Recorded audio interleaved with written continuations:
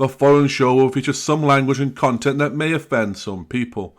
If you feel like complaining, simply save us all the time and energy and turn us off now. With that being said, Men in Armchairs proudly presents to you...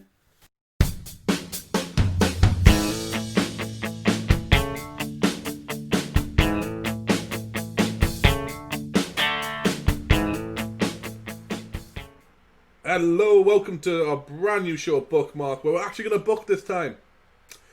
The last time we did a draft, and we had a lot of fun. You guys seem to... Oh, yeah.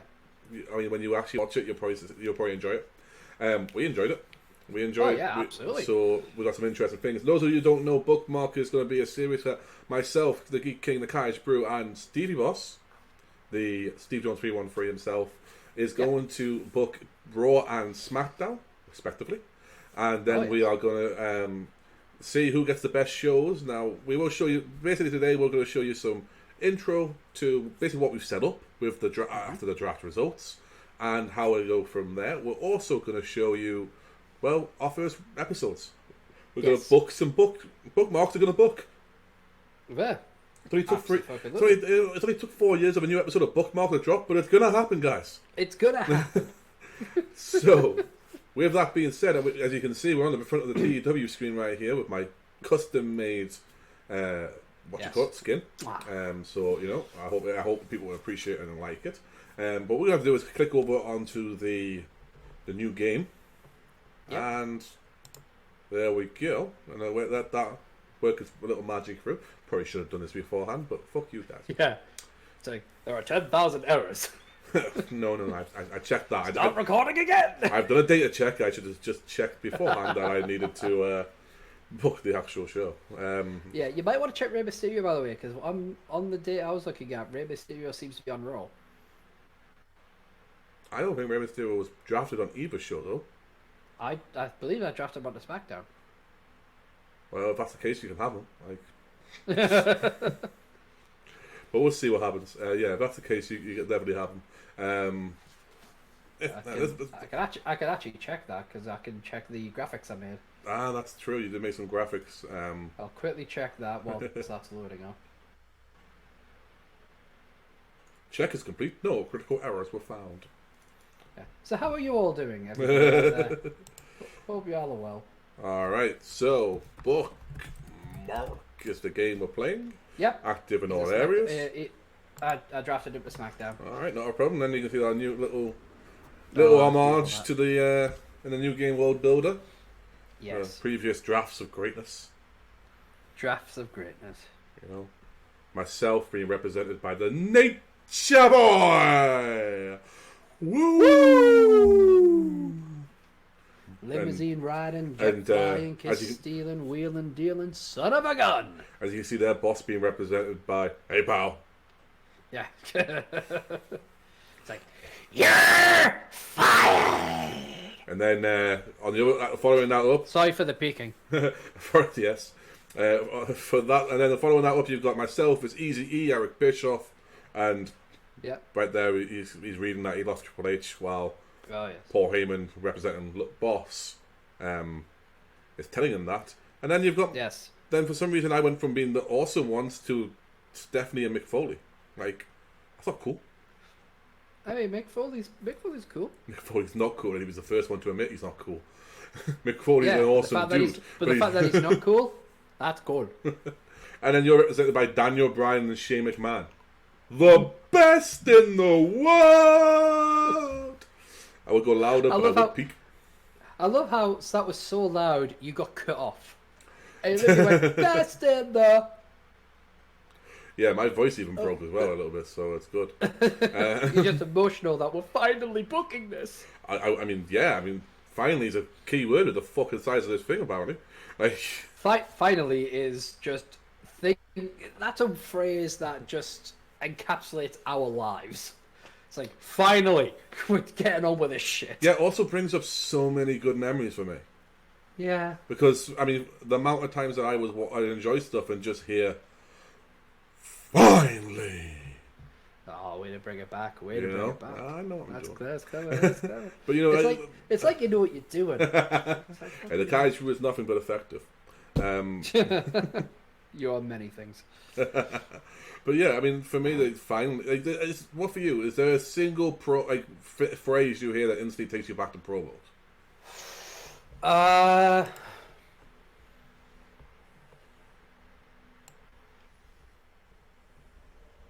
No. All right, fair enough. I really thought there would be one, and I'm just thinking there going, nah. All right, you as a talent's boss, this is the fun one. Yes. Would you like to input them ourselves, where we would get 30 points and we can just do it? Or would you like to spin the dice and possibly get more than 30, possibly get less, and possibly completely fucked in one department? Ooh.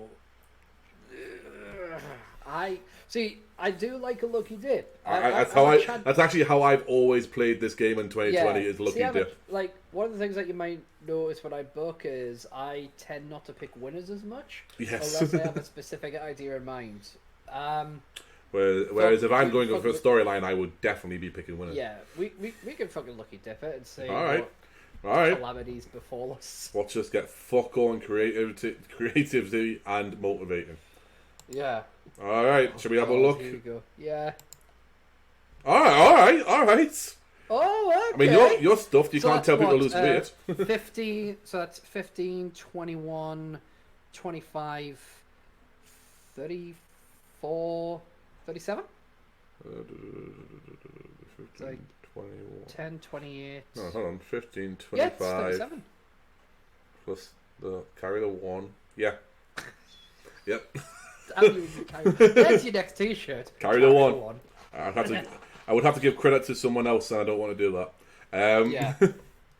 Not that they'll probably ever see this. We got lucky on that. We did. I have been screwed on that one before. I once did one where I had... bookmark gods have blessed us this I once had one where I didn't get a single yellow.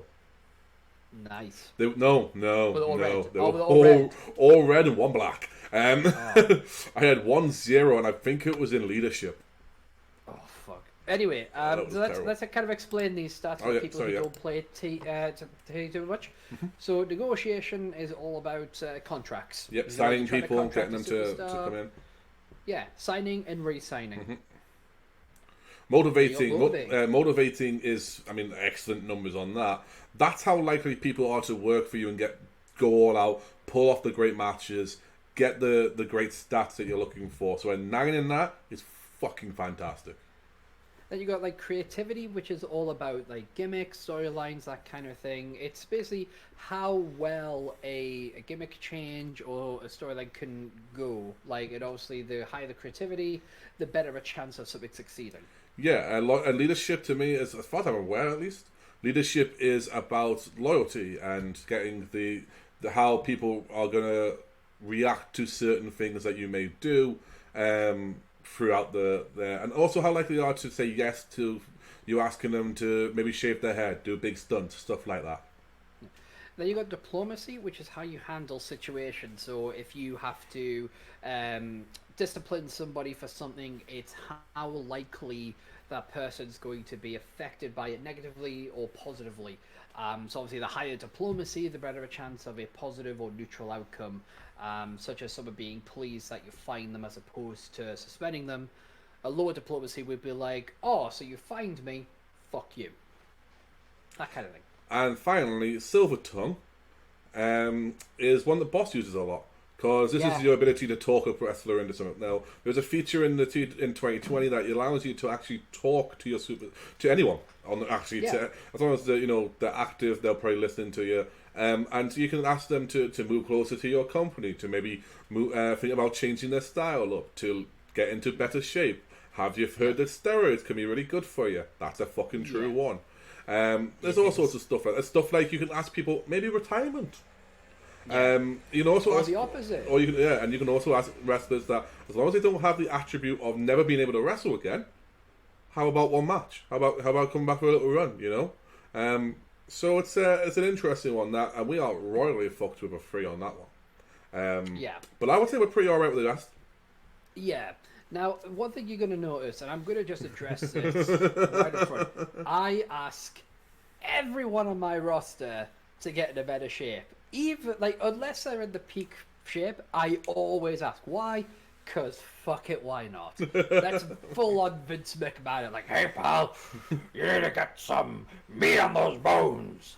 You know, so I'm going to, and I don't give a shit if you don't like it. Deal with it. Yeah, evil laughs from upstairs. All Right right. down there, you. So let's talk about our avatar. It's us. It is. That's exactly what we look like. It is, like you said. It's basically an amalgamation. It's not. It's vacant. Yeah. Vacant has very kindly agreed to step in to act as our kind of like speaker. Yeah. And if anyone's wondering about the stats and the popularity, it's dead simple. It's Vince McMahon's. The attributes have been changed for ourselves. Though it doesn't really make a difference because we're never actually going to be used in that capacity. Yeah. As you can see, just underneath where it says currently employed, you'll see all the rules that particular character can play.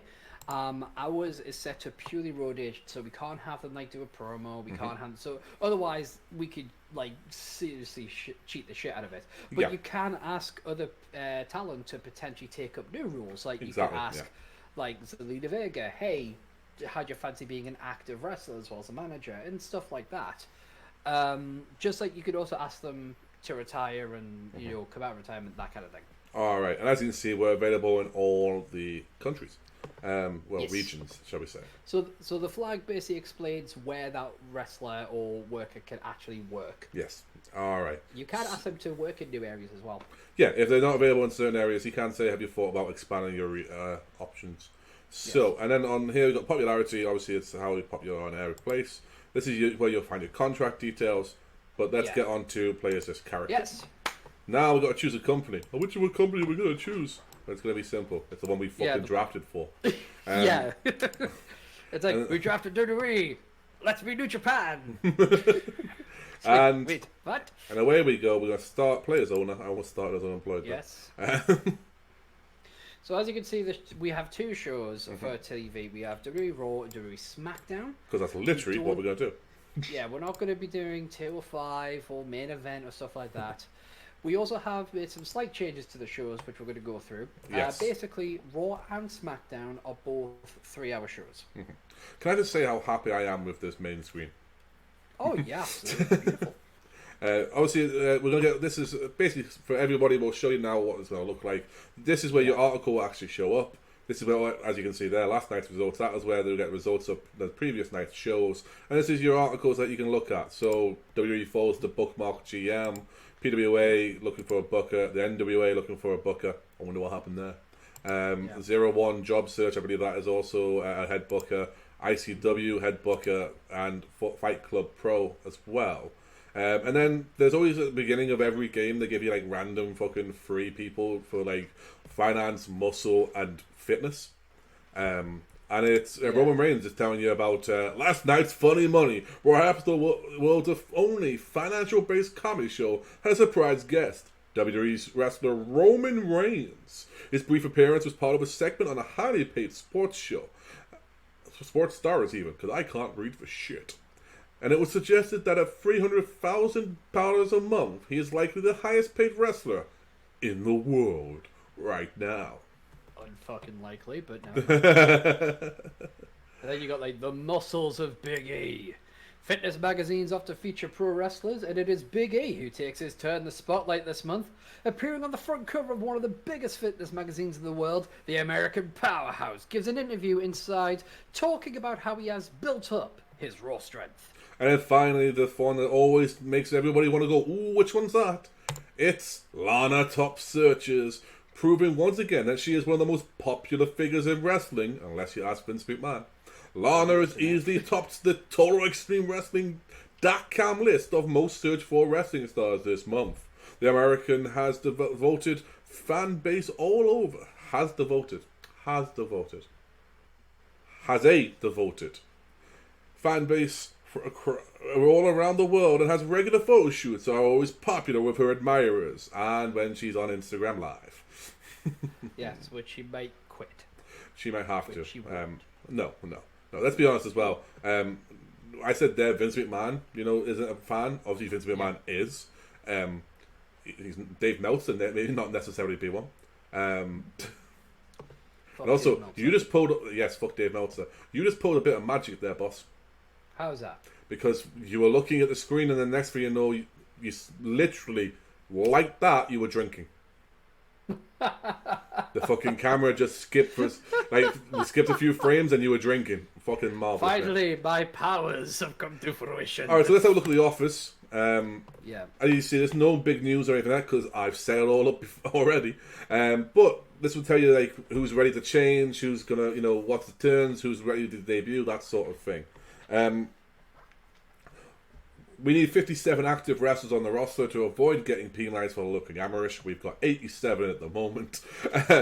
You not have a season finale event. WrestleMania is your season finale. It's next scheduled Sunday, April 3rd. We are week 1, August.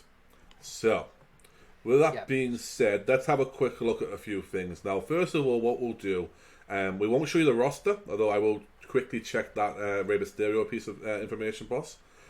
So I'll do that now. As you can see, it's all set up. Everyone should be on the correct ones, and that includes the new hires as well. So he is on Raw. My bad, boss. Just simply missed it. We'll throw him on Snacky D now.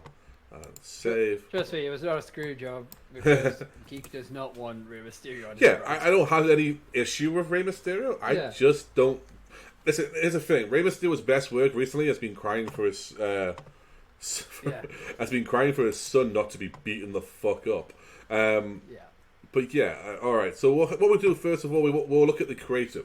The creative will tell us who the top stars are in our company, who's the next young up and coming ones, as well as who's not only the best talkers but the best workers, and finally will be hidden gems. So we'll look at that now. All right. Let's have a look at that. So, well, we have 2 franchise players. Yeah, I mean, it's early days. We haven't started booking yet, so... And I believe they're both on SmackDown. Yes, they are. So, yeah, boss, would you like to look through this for a moment? Yeah. Okay, so let's explain the franchise players to people. I think it's self-explanatory, but just quickly explain that. I was literally about to do that. Good. Good? Yeah, good. Okay, then. Yeah. So, shall we start? Alrighty, then. Yes. So, franchise players, as it says there, franchise players are the stars most closely associated with the WWE, the wrestlers from the main event scene. It is they who most of the fans come to see. They are, in essence, the face of the company. So below is a list showing who the creative team think are the best of the WWE best, the ones who should be the focus of the company. So at number 2, we have Roman Reigns. The widely popular Roman Reigns is currently 35 years old. He has extremely impressive star presence and impressive charisma. At the moment, in terms of his ability to headline, he has to be considered the lead babyface in WWE. And then we have at number 1, Brock Lesnar. The enormously popular Brock Lesnar is currently 43 years old. He has exceptional star presence and extremely impressive charisma. In terms of his appeal and ability to draw fans in, there is no question that he is currently our number 1 wrestler. I mean, I have a few questions. So do I, but... Alright, next by starting even I'm going, bullshit. Yeah. Next big things. Well, would you look at that, eh? Alright, boss, you kind of split even here, right? Yeah? Yeah, you have Liv Morgan, Alexa Bliss, I have AJ Styles and Sasha. Why don't you cover this one? So yeah, next big things is your future stars. It's the icons that will be. There's something special about them, but they're usually quite early or young in their career. So Liv Morgan is going to end up single-handedly selling out arenas and drawing millions of dollars. Probably not. What? But that shouldn't overshadow the fact that she has a lot of upside and fuse, right? Could be a valuable member of any roster. Alright, well, that's a bit harsh on Liv. Like, I believe in Liv. Fucking pricks. Watch it by the end of the first season. Liv will be making millions of dollars. Alexa Bliss, at just 28 years old, time is on the side of Alexa Bliss. But even though she has a whole career in front of her, it's already clear that there's something special about her. I'll fucking see. She definitely has the feel of a future star and somebody who could potentially carry an entire company on her back. But she's only little. Angel Gaza. When it comes to raw potential, it's pretty clear that Angel Garza comes loaded with it. The 27-year-old has always had a little something extra about him, and it'd be no surprise at all if he ascended to superstardom before his career is through. No pressure, boss. No pressure. No pressure. None whatsoever. And it's boss time! When it comes to raw potential, it's pretty clear that Sasha Banks comes loaded with it. This is sounding familiar. The 28-year-old has always had a little something extra about her. Really familiar here, boss. Really and it would familiar. Be no surprise at all if she ascended to superstardom before her career is through. Where have I heard that before? Yeah, exactly. Where have we heard that? Alright, we'll quickly go through the others because, they're gonna, as you can tell, they're going to repeat themselves a few times. So the hot prospects, though, boss. Tell the difference between a hot prospect and... Okay, so they basically... They are marked as future stars, but not necessarily the elite. Like, the game doesn't expect these people to become main eventers, more like a good hand. Yeah. So... It's ironic with one of them on there. Two of them on there. Yeah. But, alright, no, I see what you mean. Alright, anyway, so let me quickly run through this list. So... We're going to start with Angel Garza. Again, there's a lot of talk that Angel Garza is a potential breakout star. There seems to be almost tangible sense of destiny with the 27-year-old. There are definite signs that he's going to turn out to be a really fine in-ring performer. A sense of destiny with a 27-year-old Mexican. No, let's not go there. Let's have a look at number 4, which is Peyton Royce. One half of the... Iconics! So Peyton Royce might still be young, just 27 years old, but there is definitely a sense that she could well have a lot of success in the future, especially if Geek has anything to say about it. There are definite signs that she's going to turn out to be a really fine in-ring performer. Fine. Like she's already there. She's fine. You know, and that's spelled F-Y-N-E. She's fine. Yeah. Up next we have... Yeah, my peach. Oh... We have Otis. Otis might still be young, just 28 years old, but there is definitely a sense that he could well have a lot of success in his future. Seems familiar. There are definite signs that he's going to turn out to be a really fine in-ring performer. He already is. I mean, no, what? Up next we have Brian Pillman Jr., a dark horse for future success. He is showing signs of turning into a fantastic in-ring performer. It's almost like it's in his blood. Yes. And then finally, once again, Boss is at the top of the charts. Sasha Banks is a potential breakout star. There seems to be almost a tangible sense of destiny with the 28 years old. Oh, fuck my... It's okay. There are definite signs that she's going to turn out to be a really fine in-ring performer. Yes. Alright, talk the talk. These are your best promo guys. Look at that! I'm going to say that our legends have done a really good job, but I'm really happy with my two. Yeah. Alright then. Alright, so these are ones who can talk and people in the ring don't need to fucking do anything. It's pretty self-explanatory. CM Punk, blessed with great skills, extremely impressive charisma, exceptional microphone skills, and extremely impressive star presence. It's the same that's said about Latino Heat, Eddie Guerrero. Yeah. Same with John Cena and Stone Cold Steve Austin, and finally the rowdy one, Roddy Piper. Yeah, it's pretty much self-explanatory here. The guys are fucking... If you were going to look at promos, you probably would look for at least 3 of them on YouTube. Yeah. I would say you're not necessarily looking for an Eddie Guerrero promo, but you'll have fun watching one. And a John Cena is probably the same thing. If you're looking for a Cena promo, though, it's probably like a battle rap or like something like that. Whereas you're looking for the CM Punk pipe bomb. It's still one of the most searched ones. You're looking for Stone Cold shooting on someone, you know. And it isn't just a, what? What? Yeah, that's a beer belly. I said that's a beer belly. That's a beer belly. And Roddy Piper legitimately brought a brand new concept into wrestling with Piper's Pit. Yeah. And how many times has that been ripped off now? Often imitated, never duplicated. Exactly. Showstoppers. Okay, so your showstoppers... Oh, you got me. In-ring performance. They can take their in-ring performances up to a whole new level. So these are the guys who, if you really need to steal the show, these are the guys that you put in place. So if you're trying to, take your television show to the next level, or if you're trying to have the match of the night for a joint pay-per-view, these are the guys you look to. So I'm not gonna read everything. I'm just gonna name the superstars here. We're starting with Shinsuke Nakamura. Have I told you do a great Greg Hamilton? Oh, thank you. So what we have is Shinsuke Nakamura, King of Strong Style. But then we've got the phenomenal AJ Styles. They don't want none. And then, of course, we've got voice of the voiceless, the straight edge superstar, CM Punk.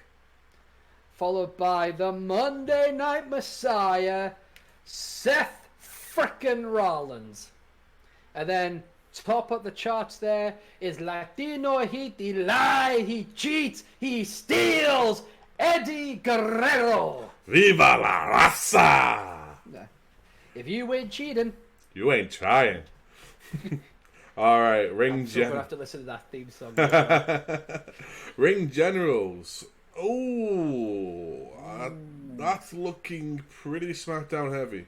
Although I'm pretty happy with who I've got on there. So ring generals, these are ones that can have a match with anyone, basically. Yeah. And it doesn't matter, they can be relied on to just get. Basically, if I wanted to get like someone over and they're struggling, I can put them in a match with AJ Styles. But you guys already knew that. Yeah. So here's these are the guys. These are the guys who can help push talent or help save a match.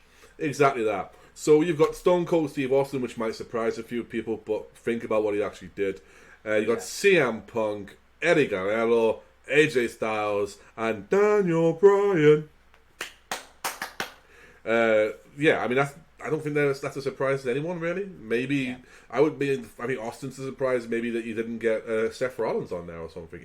I mean, there's only room for 5. That's the thing. Now, the next two are basically who's hot, who's not. Now, the important thing is we're looking at all these kind of stats and stuff like that. Even though we've got access to some amazing talent, it is possible to accidentally fuck up a character's momentum and ruin them. And who's not is going to kind of show that. I can give an example of that. Yeah. I played no. No. I played I apologize, sir. I played a 1995 era WWE, and I somehow fucked up not only a white hot Shawn Michaels, but also Diesel. Damn. Because I couldn't get because I think one of the guys it was the opposite of what happened in reality. The Clique were fine with doing jobs, but everyone else was like, "Nah, I ain't fucking jobbing." And I was like, "What the fuck's going on here?" But so it's definitely possible. But I do believe these may be empty, unless there's already some.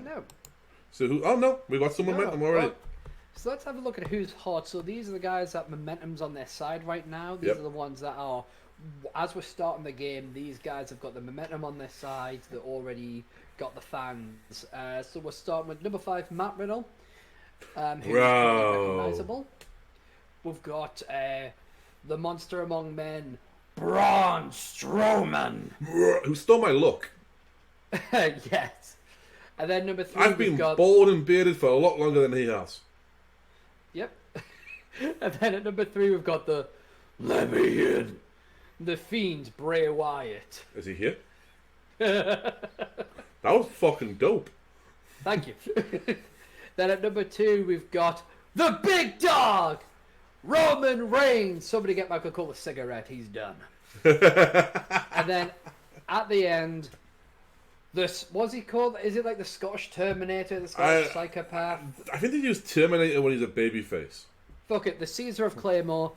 He is Drew McIntyre. The man whose t-shirt makes me laugh because it's almost like your new t-shirt, Boss. Boss's new t-shirt, which is available now on redbubble.com. Link below. Well, below me. No, not below him. Below me. Below Yeah. him. Yeah. Is pro wrestling, but anti-confusion. Yes. Obviously, Drew's is talk less, claim more. I was like, okay. Cool. So who's not? These are the people who we're going to struggle with to begin with. I didn't think anyone had momentum set, so this is actually nervous to me, because I look at that and think there's three Raw guys with really white hot momentum, although you have got the top two. Yeah. What's really is like, I know my women's division's going to be fucking all on this roster, like on this one here. I've got worries myself. So let's have a look, shall we? Some of the people I've got, like Brendan Vink and Thorne stuff like that. So let's see who's not. Samoa Joe. Oh, we're safe. Well, in a way. Well, yeah, but I mean, Samoa Joe is injured. That's why he's commenting. Like, he's not got momentum. So it's fine. Yeah. It's so fine. We're not actually gonna have an interest in these, but let's have a look at the hidden gems. These are usually guys that are not necessarily on our radar that they think we should hire. Oh yeah, so these are people that it's people we don't currently have under contract. And I could have told you that at least 3 of them are going to be on there. Heafy Baby. Oh, I wanted them so bad, but I couldn't because I was limited to how many people I could hire. Yep. Heafy Baby, No Way Jose, Alexander Hammerstone, who is a great talent and maybe one that we'd have to talk about bringing into developmental. Aaron Stevens, obviously Damien Sandow previously, and Jacob Fatu, who another potential NXT signing. Because Jacob Fatu, I did mention on the last episode of the draft, was on my shortlist. I'm all for bringing talent into NXT. So we'll do that, but that potentially is something we would do off screen as possible surprises for bringing them up. Off screen. Yeah, over there. Oh no, shit, over there. Yeah, over there. Over there.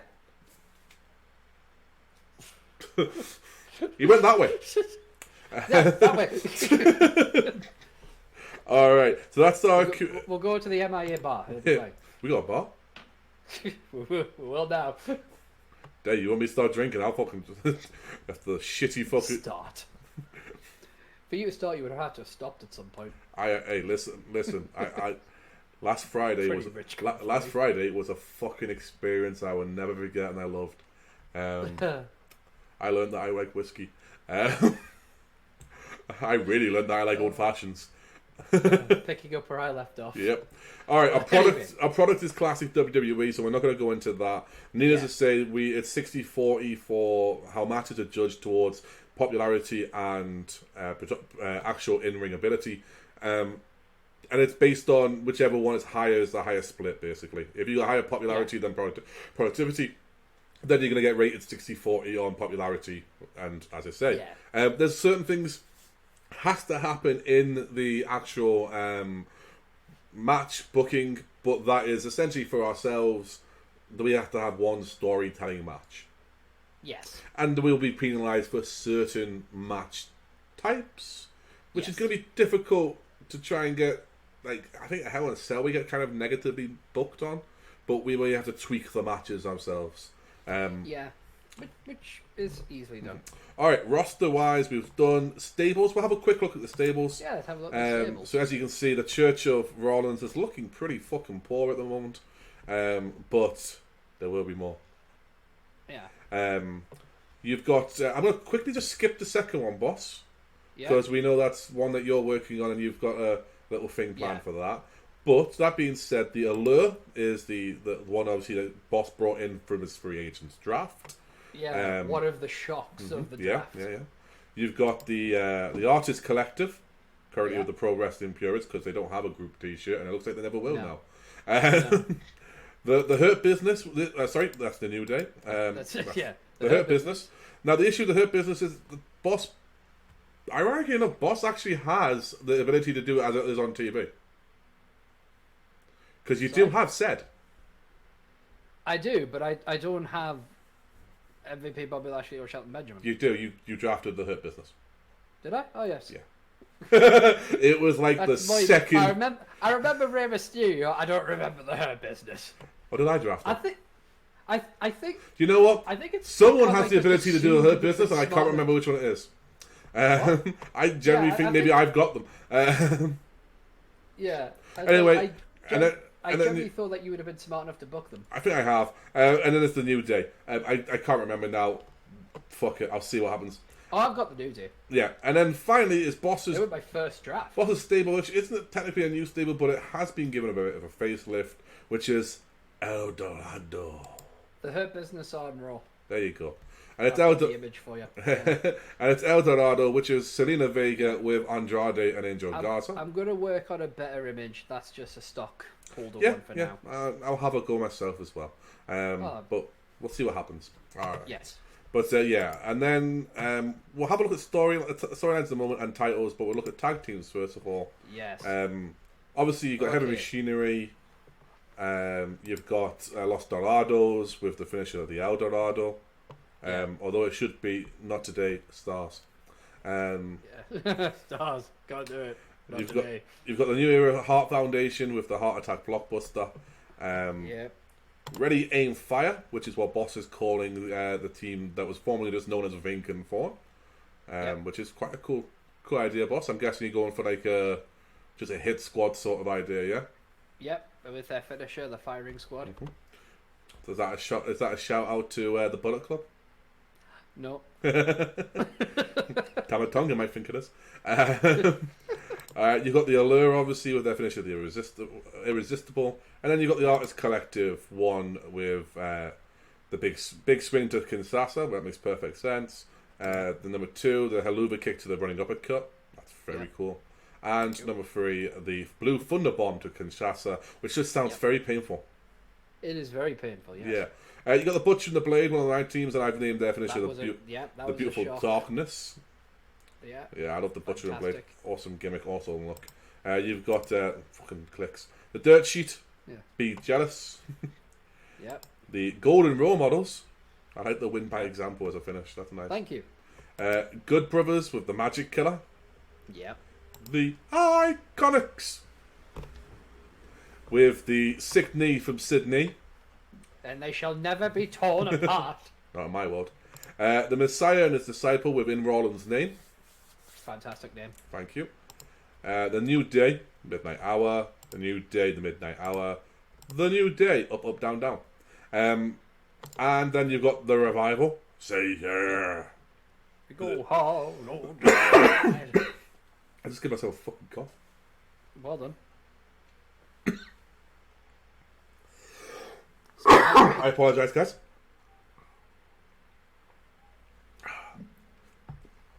I don't know what happened there. And you coughed. I swallowed my tongue at some point when I said yeah. The Street Profits, From the Heavens to the Street. We want smoke. Gotta have that smoke. The Oos! Woohoo! Dude, you can't do that. Oh, they don't do that anymore? No. Oh.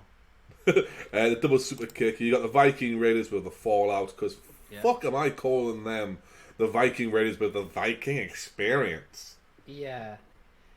That sounds like a really shitty museum attraction. Welcome to the Viking Experience. Like Here you will experience. You expect it to be some poor guy dressed in shitty opera-style Viking horn helmet. Welcome to the Viking Experience. Here you will see what it was known to be a Viking in ancient times. And then you've got the United, which is Alexander and Ricochet, which is quite a cool idea. The spine cutter, I'm guessing that's the lumbar check with some sort of cutter to it. Yep. Yeah. That's precisely it. All right, that sounds cool, man. All right, so that's the teams. We'll look at the storylines. So first of all, we've got the Raw storylines, and then we've got the SmackDown storylines. So Raw, we're going to start off our Women's Championship feud, basically with Alexa and Charlotte. Alexa Bliss her eyes once again firmly set on the WWE Raw Women's Champion. There's just one problem: the current Raw Champion, Charlotte Flair. Spoiler alert. So it's time for the goddess to bow, or the Queen fall before the blissful one. Boss's first one, we'll go to the women's one on that side as well. It's the SmackDown Queen of Friday Night. Yes, Bayley is held onto her SmackDown Women's Championship. However, the Empress of Tomorrow, making her way to Friday night, could her hold over the blue gold be slipping? Interesting. Mm-hmm. Yep. All right. At some point I may add grammar. You did. I just don't think you read it. Yeah. We will then go to my second one, which is the United States Championship one. Fear is an illusion. The United States Championship is one of the most fabled histories in wrestling history. Don't know why I put two histories there. With being champion comes the pressure to succeed and the fear to live up to the lineage. In the modern era, though, two superstars have a different view on the whole concept. And it's simply put, what fear? This, my friends, will be Aleister Black versus Pentagon Jr. That's... Holy shit. I did not know of this one, so I'm like... Yeah, I know. Fuck. Okay. So we're going to do the Intercontinental Championship feud. Okay, so the Intercontinental... Fucking hell. Sami Zayn has convinced the new SmackDown General Manager Paige that he should never have been stripped of the WWE Intercontinental Championship just because he was helping build an orphanage. So, he has been awarded the Intercontinental Championship on one condition. That he defends it against 7 former Intercontinental Champions in an 8-man ladder match at SummerSlam. Wow. And those men in the match apparently will be? CM Punk, Daniel Bryan, Dolph Ziggler, Eddie Guerrero, Rey Mysterio, Roman Reigns, the champion Sami Zayn, and Sheamus. That is a stacked match. It is. So stacked it should come from IHOP. Alright, you've got a tag team one. I don't actually have a tag team one. I believe my next one is... we'll go with time to pay the piper even. Okay. Just when you think it's safe to get back in the ring, the boss is back. With that one line and maybe a finger or two to the eye, Rowdy Roddy Piper started something he might not want to get into all that much with a little more thought. He's just started a war with Kevin Owens. While neither men have ever claimed to work on the side of angels, Hot Rod is certainly playing for the Devils on this one. Nice. So yeah, Kevin Owens versus Roddy Piper is one of my storylines going in there as well. That's good, man. So we'll go to your tag team ones, and then it's obviously it's main event feuds. Yep. So the Artist Collective are riding high as the reigning SmackDown Tag Team Champions. However, they just can't seem to shake off the New Day. It seems this dance is far from over. I like it. So very clearly this is going to be the New Day versus the Artist Collective. I like it. So my main event one. Yes. The mountaintop ain't fun, son. So the WWE Championship has been vacated by Stephanie McMahon in the light of the WWE draft. She has declared that in order to become the new champion, the winner must be the best of the best, and as such should be the winner of a round-robin tournament. The individuals that will be competing in the tournament are The Fiend Bray Wyatt, the phenomenal AJ Styles, the monster among men Braun Strowman, the Monday Night Messiah Seth Rollins, and Stone Cold Steve Austin. That's a stacked tournament. And of course Murphy will be alongside Seth freaking Rollins. Yeah. So yeah. Good tournament. So I do actually need to do that before we get into the booking. Okay. I genuinely forgot. My bad. So go for it. A Universal King. Drew McIntyre leads SmackDown as its WWE Universal Champion. However, the more things change, the more they stay the same. Brock Lesnar, having licked his wounds, is back and is determined to take the Universal Championship from his foe. So this will be Drew McIntyre defending his Universal Championship against Brock Lesnar, with, of course, Paul Heyman close by. All right, so that's a storylines. It actually is a storylines this time, guys. I'm sorry. Yeah. We're going to look at the titles. I'll set up the tournament, and then we'll have a quick. We'll go through the booking. We'll get everything. We'll start booking and actually start playing the game. This is a lot longer than most episodes. I will say that now. In future, we'll be just doing a week at a time. Yes. And if it's a pay-per-view, just a pay-per-view. So with that, basically we want to get the world set up and let you know what was going on in this one. That's why it's a much longer episode. But let's get on with the titles. Obviously, we've got the Andre the Giant Memorial. Money in the Bank, which will be held at WrestleMania now. Yes. The Royal Rumble, because we actually need to show the schedule, don't we, as well, before we book? Because there's some changes to the schedule. The Royal Rumble match, the Sensational Sherry Memorial Battle Royal, which is our replacement for the Women's Battle Royal, because, damn it, Sherry deserves it. The Women's Money in the Bank, and the Women's Royal Rumble. Once again, at the Royal Rumble. It says it's a 10-woman Battle Royal, but that's just for the AI. Yes. Now, we'll go through the championships here, and I'll try and do this in the best way we can. The Women's Tag Team Championships have been vacated, and at SummerSlam, both myself and Boss will be putting a team in and not declaring a winner for that match. Then, whoever wins that will have the right and ownership of the Women's Tag Team Championships until the Royal Rumble, where we then do the same again, and it will run through to SummerSlam again. Basically, if you win it, you've got control of it for 6 months. It can be a blessing and a curse, because if you've got an extra match for the tag titles, you're gonna have to take something away out of your show. But if you don't have to worry about that, you don't have to worry about that. Exactly. So that's that.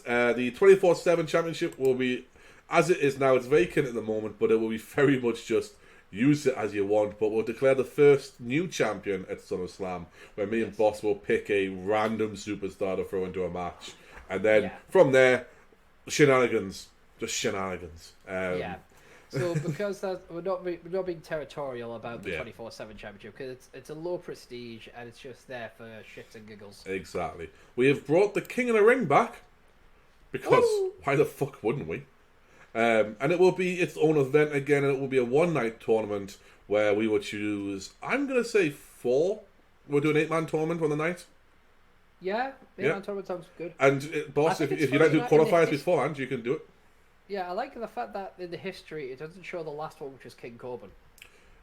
Yeah, I may have, that may have been me.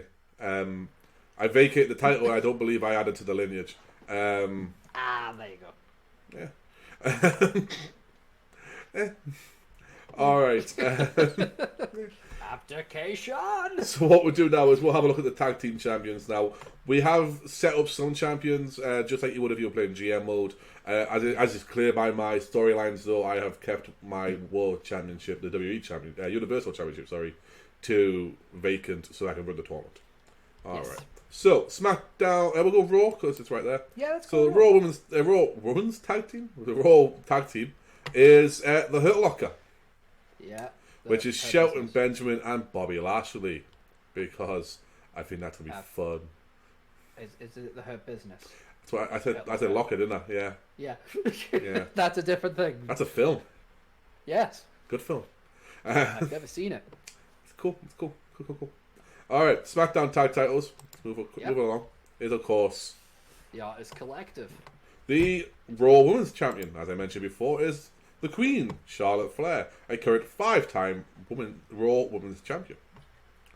The WWE SmackDown Women's Champion is... Bayley, a current 3-time champion. Mm-hmm. And you will notice as well, all championships have been, if they've been added as of the game, they have been added as of this week. As of the game start, so that we don't have continuous, it will be in October right through. I decided, no, we'll just have it so that it's literally one day and then our history starts afresh. Basically just so we can kind of understand the continuity. Yeah, exactly, yeah. The Intercontinental Champion is obviously Sami Zayn, as you mentioned before. And the United States Champion is Aleister Black. Yes, he's defending it in that feud. And of course, the Universal is Universal is Drew. Oh yeah, it's SmackDown. That's why. Yeah, that's right. Yeah, he won it in a tournament in Puerto Rico. Hanging from the rafters, right? Yeah, hanging from the rafters. And of course, the WWE is vacant. So there you go. That's the champions quickly. Schedule does look a lot different. Yeah, because we had some fun with the schedule, and it is events and TV. Thank you. I was actually looking for the word schedule. Don't know why I played it. Yeah, it's because in 2016 it was called schedule, and this is just called TV and events. As you can see, we've got Raw and SmackDown. Yep. You've got the Royal Rumble, which is week 3 of January, and then we start doing, yes, that's right, branded pay-per-views, folks. So we have got No Way Out, which is a Raw pay-per-view. Yep. Boss has the Elimination Chamber. Yep. I have, once again then, I have Fastlane. Yep. And then Boss has Roadblock. WrestleMania, which is a fucking huge show. It's 7 hours. Yes. But that's quite accurate, to be fair. Yeah. It is a joint show. We then go to Backlash for Raw. Yep. And Judgment Day for SmackDown. Yep. The King of the Ring is a co-branded show, and once again is for the King of the Ring tournament. Yep. Which I had to use my favourite design. We then, after that, we follow up the Great American Bash for Raw and Vengeance for SmackDown. SummerSlam, a co-branded tournament again. Yep. And we go to Stomping Grounds for Raw and No Mercy for SmackDown. Yarp. We follow that up with Unforgiven for Raw and Hell in a Cell for SmackDown. Then we go to Survivor Series where it is Raw versus SmackDown. Yes. And we will have purely team events on that. Maybe Yes. some champions versus champions. And once again, I had to use my favourite design. Yeah. And then we finish the year by going to TLC for Raw and Armageddon for SmackDown, because that just feels right. Ending the year on Armageddon for SmackDown just kind of feels right, boss. Yeah. I agree with that. Alright. So there we go. NXT is pretty much untouched, apart from the fact we sent a few people down there. So I think that's pretty much everything we need to look on this page, and we can actually get to booking, which means I've got to do some fucking work. So let's going. Alright. Oh yeah. Now, some people might make some parallels towards like the whole up down downs, kind of like Battle of Brands. We're not really fussed about watching each other book stuff because it's more just for a general laugh. So I'm going to be able to see everything that Geek's doing. He's going to see everything that I'm doing. It's fine, you know. We're not going that in depth into it.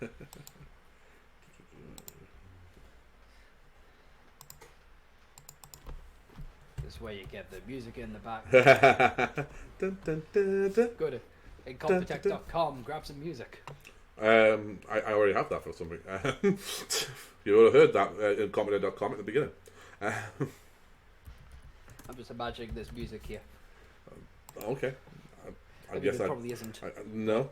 In future, Exactly. I probably have music playing in the background anyway. Insert your own music. Just open up your Spotify and play whatever you want. Yeah, and Steve then Jones 2 and 3 will now dance to the music you pick. and if that's not a meme, I don't know what is.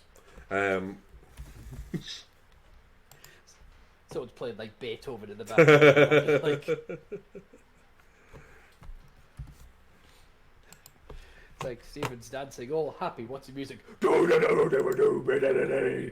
I'm just. Or some good old fashioned oompa. Steve, have you lost your mind? Lost it a long time ago, buddy. In order to lose it, you have to have it. Exactly. Alright, so the tournament's set up there. Let's actually book it. I believe it said we're in New England. We are in McCoy Stadium. Expected 9,000. That's not great. It's more than getting now. Alright, so I've got to book a fucking show, and I have no plans, guys, other than what I've set up in the storyline. So let's do it then. See what happens. Alright. Let's start the tournament off. And we're going to start the tournament off with AJ versus Seth.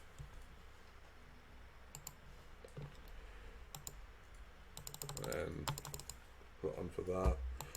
I'm going to put this on for the Steal the Show open match. And I'm not going to book a winner. Although I am going to make sure the tournament is advanced with this. It should be an auto thing, but I think I can actually put it on special extras. No. Just, yeah, disable the tournament, so it's already clicked it on there. Lovely. I thought I clicked the Steal the Show. Okay. Just dancing away still. I've got Spotify on in the background. Alright, that's John Can y'all Cole. guess what I'm listening to? We have Triple H as the road agent. WWE match. Okay, book segment. Boom. That's the main event done. And then we're going to have the other side of things. We're going to have Steve Austin versus Braun Strowman. Oh, fuck.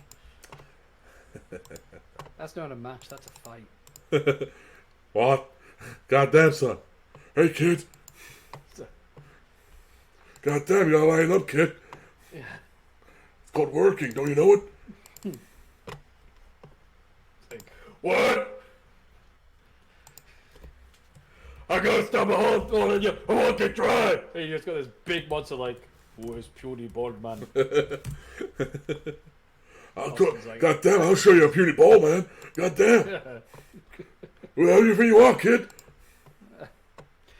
So with this, is the main event the top match? Yeah, main event's always the top match, Yeah. bro. No, it's just in case people are watching. Yeah. Yeah. So the show goes from the beginning of the show, builds up, and then main event is the top match. Yep. So. Because again, some people haven't seen this before. No, that's quite true. Yeah. Explain as we go. So the Street Profits versus the Revival. That should be a good match. Hopefully get the ratings that we're looking for. Not fucking pretty sure what I'm doing. Tyson Kidd, yeah, that'll be. No, hold on, Tyson. Give this the Road Doggy Dog. Ah, yes. Road Dog should know. Oh yeah. So while he's doing that, road agents are not assigned to any show. Yes. You can hire people to be a road agent if you really want, but again, there's no sense in. There's one that I've got in mind, them. but I'm not. I'm going to bring in, but I'm not going to, as you say, exclusify him. I'm going to do another tag team match as well. That's not that, but I'm going to do sorry, my phone went off. I do apologise for looking away there. I'm going to do a women's match. I'm going to just kind of bring in some talent. So I'm going to bring Jordan Grace in. Cool. To face off with. I have Asuka and Raw for some reason. I will change that as well. I apologise. It's alright. But I'm going to think Jordan Grace, who I've got as a babyface. So let's have a look at my heels. That's not a lot there. But I think I can get a good match out of Peyton Royce and Jordan Grace. And then build to Grace versus Jax. Like a powerhouse sort of match, you know? Just want to point out, I've noticed that Samoa Joe isn't on your commentary table. Thank you for pointing that out. I'll make amends now. Open match, and I want. I mean, for that particular match, you could have Billy Kay on commentary as a guest. Yeah. That makes sense. To be fair, we'll put Billy there and just have Joe let her do the damn. Yeah. Oh no, apparently I can't. It's because it's by rule. Oh, is it a rule now? Is it? Yeah. So if you go to where it says announcers by rule, you can change that, and then you can put whoever you want in those positions. Oh, right. I didn't really even see that there. That might be why Joe's not there. Yep, that'll be why. All right. Billy. Steve's here to help. All right. Jamie Noble can book that. Can be the road agent on that one. Oh my God, Geek, you're looking so vascular. Said Jamie Noble, not laryngitis. I was in my own joke. I know. All right, we're going to do a triple threat tag team match. Elimination. And we're going to do the Butcher and the Blade versus the Viking Raiders versus Heavy Machinery. That's just a lot of beef in the ring right there. Like, reinforce that ring, lads. And I'm gonna give the Butcher the win. I want to start them off strong, you know. I'm not gonna put any sort of. It's a fair point, yeah. I'm not gonna put any match aim on that one purely because of the fact that it might tank the rating a little bit. And Duke can do that one. Michael Hayes. Don't. All right, I got an idea. All right, and then we're gonna have. Let's go over. Yeah.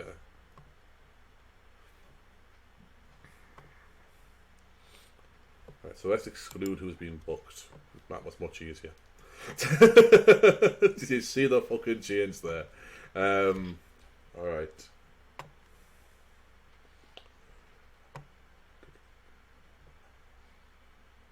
Let's put Penta and Black on either side of a tag team. Okay. And with them, and with Chad Gable, who I've got changing to a. So is Penta a heel? Yes, I believe he is. Yeah. He is. So I have Penta and Chad as heels. Nice. And I'm going to put Riddle across from Chad Gable, because I think I can do a feud with them without having to do a storyline.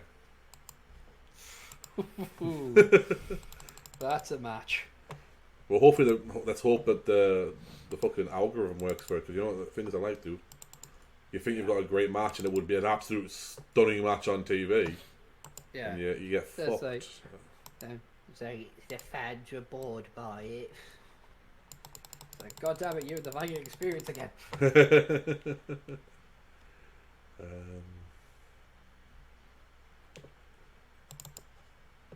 Yep. Yeah, that's what we'll do with that one. Okay. Then we'll book it. And then let's do some angles to flesh this out. Then I know what I've got left. So first things first, I know I'm going to finish the show with a Bray Wyatt Firefly Funhouse. Talking about the rest of the guys in the tournament. And we're gonna book him on entertainment. He's gonna be scripted, and the rest of the guys will be as over. So Seth, over, off. Steve Austin, over, off.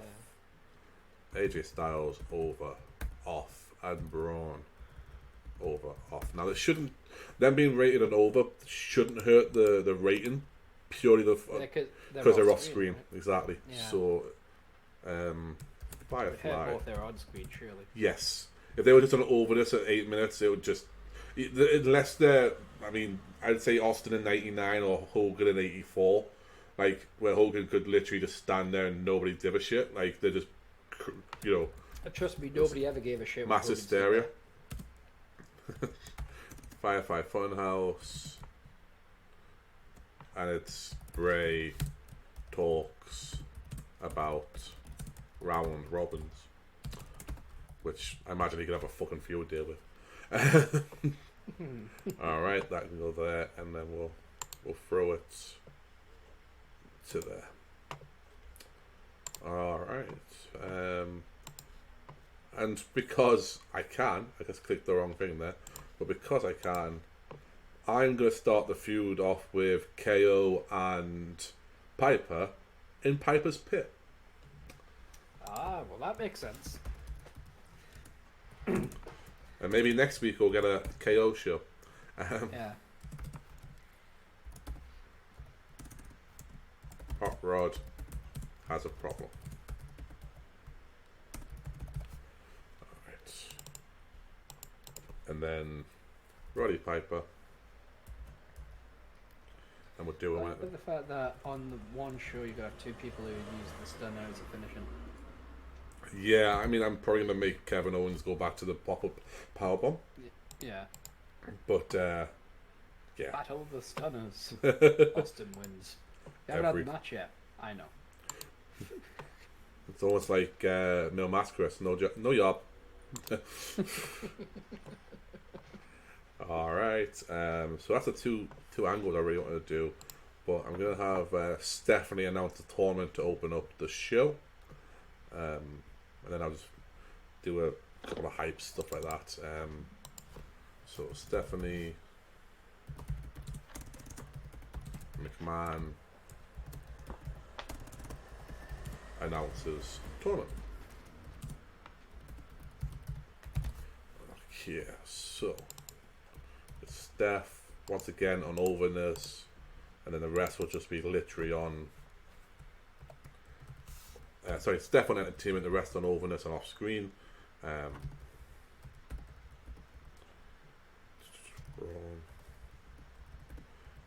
I think 8 minutes is usually my sweet spot that I've found on the promos, but you might find it's different. Yeah. It's weird. It depends. It very much depends on your. It doesn't really reflect on real life. It's a certain game logic with this one. It's like normally you wouldn't see an 8-minute promo like backstage, but that tends to be what works in the game. Yeah.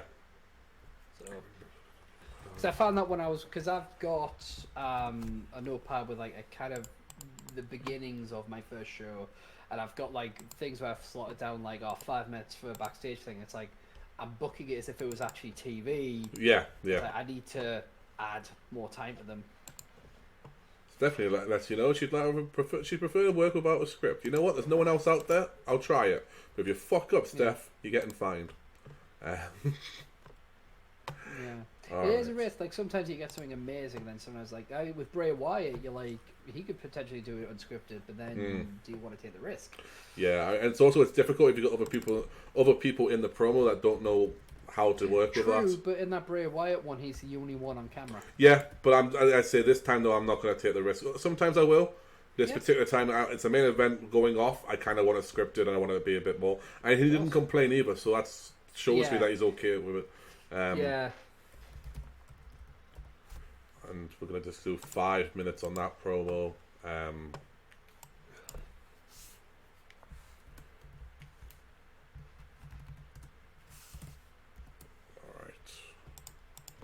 So we're going to just continue.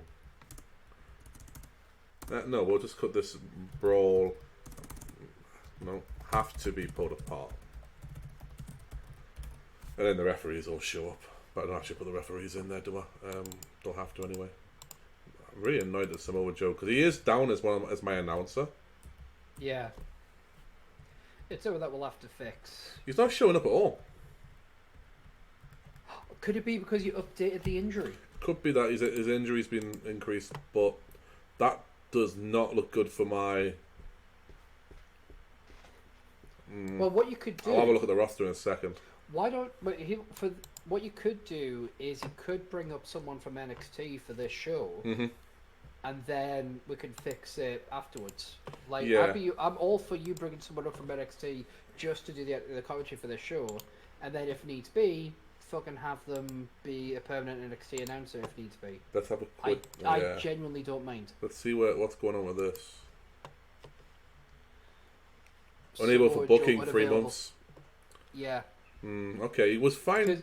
Yeah, okay. Now, here's what will have happened for the people confused. We updated Samoa Joe's medical because at the time there was a question of, well, hang on a second, if he's a commentator on Raw and then he becomes well enough, Geek could use him as a wrestler without having to draft him. And I said, oh, well, that's fine. I'm not too bothered. But to be fair, Geek went, no, what I'll do is I'll change his medical so that it's more reflective of actual life. What I'm thinking's happened here is that the game's therefore said he's unavailable for booking because of the injury he's got. But that's why I'm saying... because you look right there, look at on the road round. Yeah, so that's why I'm saying to Geek, look, you would try to be fair, so just bring up someone from NXT. Even if it's like... yeah, but there you go, Nigel McGuinness, so... Oh, I'm Nigel McGuinness. So yeah, obviously that's going to be a massive help to him, but I don't really give a shit because it was because he was trying to be fair to me. So, alright, let's I'm going to go through this and see if it's all updated. See, Xavier Woods, that's how you can have a polite dialogue with a fellow combatant, you know?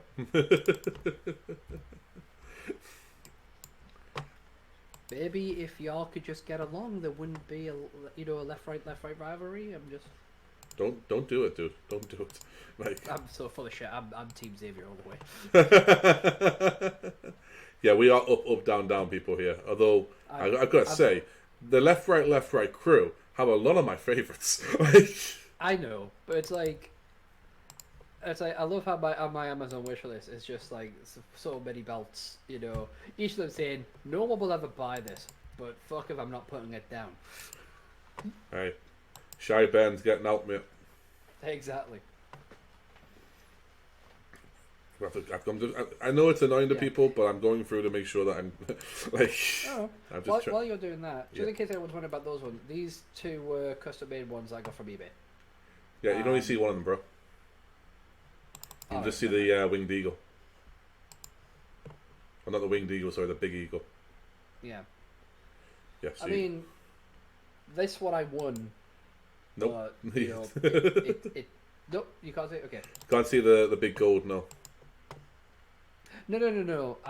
So this WWE Oh, sorry, yeah. Attitude one, I won, but it's clearly from eBay. As you can tell, because on the side plate it's got the person who made it. But I'm still happy I won it. I didn't even notice that. Yeah, but the European Champion one, which is what you can't see, but next one's Yeah. the European Champion, which I actually purchased from eBay. Yes, and I will give you a shout out as well because you did get me for my birthday. Yes. The Stone Cold Steve Austin Smoking Skull one, currently displayed in my room, not my office. Yeah. And that's just fucking amazing, dude. It's hanging up. Oh, It's hanging on my wall. was- It's sorted. I was so nervous about that for you. I was like, because it was either going to be that. It was going to be that the ECW one, and in the end I went, fuck it, probably going to be more of an Austin fan than an ECW fan. Yeah, I mean, as much as I love ECW and I do, if you're gonna give me a choice between a belt and I can't actually. Oh, son of a bitch! What happened? Charlotte's not available for some reason. I did change it, but it didn't save. NXT? No, perhaps? she's in the she'll be on medical. I think she's on fucking hiatus, and when I did change it beforehand, so we didn't have this issue. Yeah, currently on hiatus. I'm gonna have to. Okay, so we'll need to fix that in post, but Yeah, although I'm not entirely sure how. Yeah, don't worry. that's going to be a problem. Yep. It's all right. I'll work it out, and we'll get back to you. In the meantime, I can just have Bliss fighting someone else for that. Yeah. I'll have because I can't even have her in a promo. Yeah. So yes, cause I was gonna have do it all. I was gonna have Bliss piss people off, but I just have Bliss do a moment of bliss with like Carmella or something. Yeah. And yep, if you can hear anything in the background, I apologise. It is, I believe, the milkman. Yeah. This is going so fucking well. It's so stupid. Fucking. Oh. And that is not the milkman. That is my dog. So- just because I know it'll be picked up. Oh, the whole on SmackDown, how they're talking about this. Who could this woman? Yeah. It's like, don't show a tattoo, you daft bastard. It's not just that. It's who could this woman be? And you're like, well, it's only Carmella. Like, Yeah. legitimately, like, everyone's like, oh, it could be this. It's like, no, it's Carmella. Like, The camera's got. There we go. like, no, it's Carmella. I Like, love how so many people are like, oh, Summer Rae's coming back. It's like, haha, sure. Okay, Yeah. go back to bed. and also, Summer Rae's dyed her hair red, so it's not Summer Rae. Like, Oh, Summer Rae's coming back. I'd be happy. I'd be very happy if Summer Rae did, but it's not her. So fucking, like, Occam's razor, people. Simplest solution is often the correct one. The one that got me was all the ones that are like investigating it and like are like going full blown like when she got a tattoo on her left and like oh fucking dude, just say it's a tattoo, it's not tell me which one it is and why. Like Yeah. It's like, basically, same tattoo as Carmella. End of story. Yep. Move the fuck up. And I actually, there was someone on Twitter complaining, saying, "Oh, why'd you have to spoil for the rest of us?" It's like, we didn't. We did. Yeah. By showing it. I just realised you're not observing. I just realised I haven't changed the fucking revivals names. Yeah. It's I still know. Rusev's still Miro. is he? I generally thought I did that one. Nope. Oh Maron. You've had far more important things on your mind. It's fine. We'll get all this fixed. It's fine. Next episode, guys, I promise it'll be fucking alright. Like Yeah, because we're going to record it straight after this. I didn't plan for this one to be over an hour and a half. Like, Yeah, but this one's slightly longer just because of stuff. I'm just following your lead here. Yeah. Listen, guys, you'll have a second episode. Whether it's the same day, we don't know. I mean, it won't be released the same day anyway, so... Oh, yeah, obviously. Stack this shit up. Alright. It was going so well. One of those rare moments where it's not me that needs the fucking breather. Like, the irony is that, like... Boss, do me a favour, have a seizure, would you? The irony is, we watched... we did Bicycle the other day, dropping in November, that particular episode. And afterwards, you went and, you chilled and everything else, and, your brain broke for a little while, because that's what your brain does. That's what my brain does, hence the medical time. And I just watched more wrestling. Like, yeah. It's like, what did you do after watching all that wrestling to relax? I watched more wrestling. Like, yeah. I don't understand the question. Yeah. Like, and now I'm just going to go try and get some cheap fucking points. Steve Austin promo. I mean, you would though, wouldn't you? Yeah, you got Stone Cold on. Why wouldn't you give an opportunity to talk shit about his opponent? Exactly. I mean, that's what I would fucking do. I was going to have Austin, think I would fucking abuse the privilege? I was going to put Steve Austin runs down, but it's not really nice to do that with Steve Austin. I did it for the Rock. Steve Austin gives a promo. I've said that, like, I don't mind watching people, like, watching wrestling and stuff like that, but I really hate, like, very anti-man of me, but I fucking hate watching wrestling top 10 lists now. Well, I love wrestling. I mean, I love a top 10, I do. But I could listen to you do a top 10, but I couldn't listen to Cultaholic or watch, Cultaholic or watch wrestling, whatever, what culture. I mean, I can't believe that you just brought them up in my presence. Yeah, I know, but it's like the kind of shit that they do, then the sad thing is other people are trying to be them. Yes. And it's like, first of all, like what culture especially I find incredibly contradicting. Like, they do one list where they talk about how, these were some of the best gimmicks, and then they did another episode which is the worst gimmicks, and some of them appeared on both lists as like... I mean, that's possible, to be fair. Like, it is possible. No, but it was like... It's like so fucking, like, and it's just so many people who are just like whingy little bitches who, if wrestling isn't exactly the way they wanted, then it's all trash. It's like, here's a thought. Die. Like, I genuinely didn't expect that to come out of your mouth there. Here's a thought. Like, die. To quote Steve Hofstetter, you're not special, and I'm tired of your shit. Not talking about you, geek. No, 'cause I am special. You are special, and I'm not. I know I'm special. Your mum told me all the time. Yeah. But it's like, there's a lot of stuff in wrestling which I'm like, this isn't exactly how I'd like it, especially during these times. But you kind of work with what you've got, and you find the good. And if you really aren't happy with anything that a particular product is pumping out, stop watching. Yeah. Watch something else. There's plenty of things out there to gain your attention. But then you get people who, like, and I don't mind you putting your opinion out there, making your top 10 lists if you must, but then be consistent. My issue is that if I'm going to put a top 10 list up, right? Yeah. I want to have permission to use the fucking footage to show why it's a top 10. Yes. I don't want to have to use like a still picture and hope it doesn't get fucking picked up, and then talk about it myself. If I'm doing a top 10, I want to be working for the WWE, so I have all the fucking access to the library. Like, that's what I want. Yeah, it's like, I think it's just like, it's the kind of tone of, well, clearly this is what we all think, right, everyone? We're all in agreement that this is whatever. It's like, no, we're all individuals.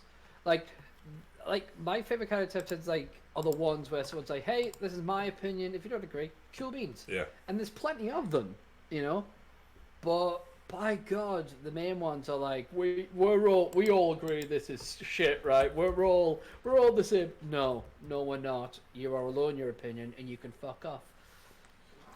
And they're not wrong, to be fair. Yeah. It's like, there's nothing wrong with having your opinion, but don't act as if that opinion is shared by all.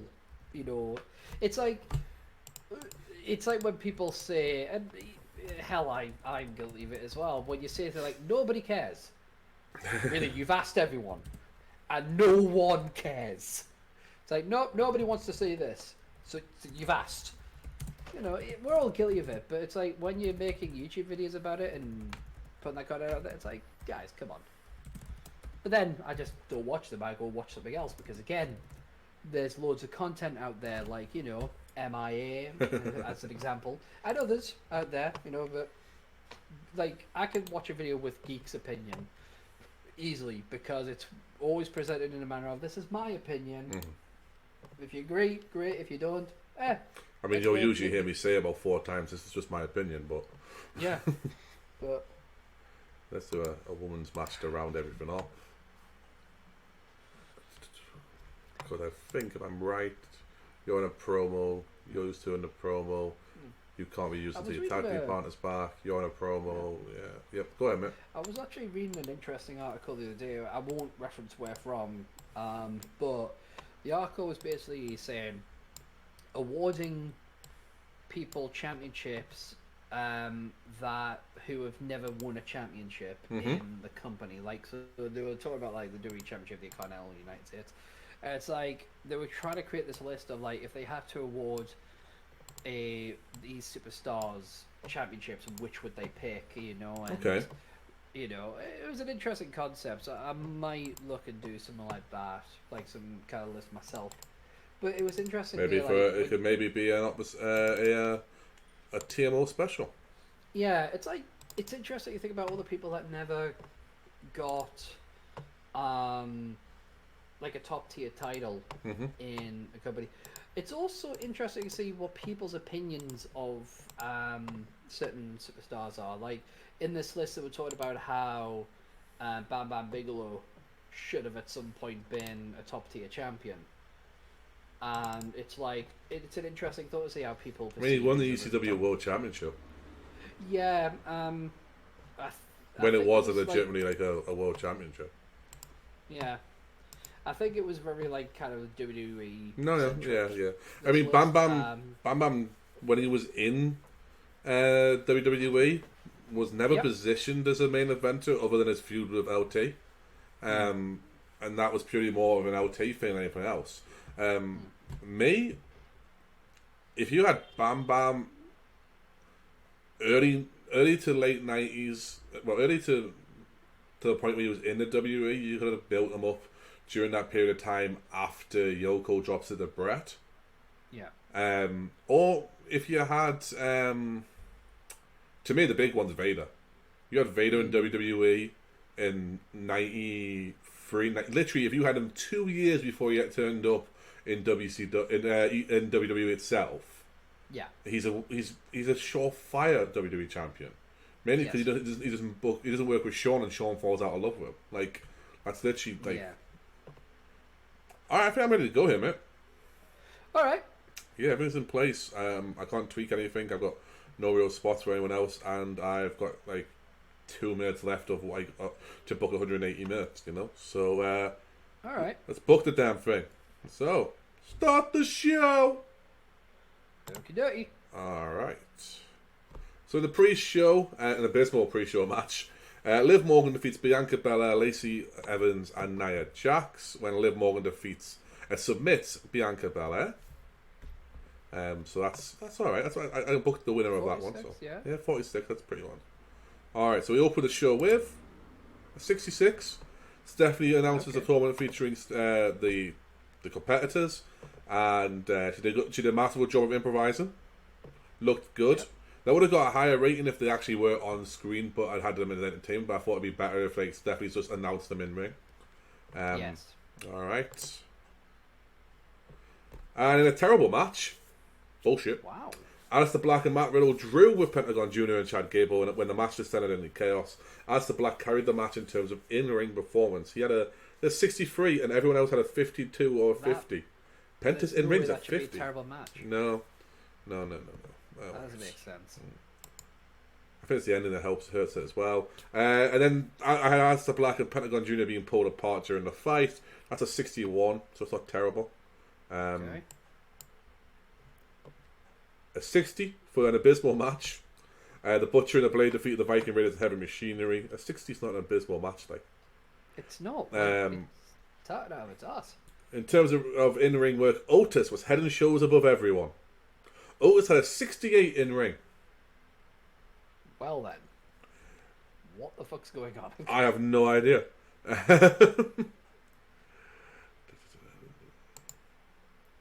57 for the Moment of Bliss. And then Jordan Grace defeats Peyton Royce at a 42 in an abysmal match. Okay. I won't say it was an abysmal at 42, but whatever. The Revival are back, 48. Yeah. The Revival defeat the Street Profits at a 57 in a terrible match, apparently. What? Which you have to be a fucking 70 to get a good match. Yeah, none of that makes sense. Edge introduces his friend, Jeff Cobb. Oh, 69. Bang.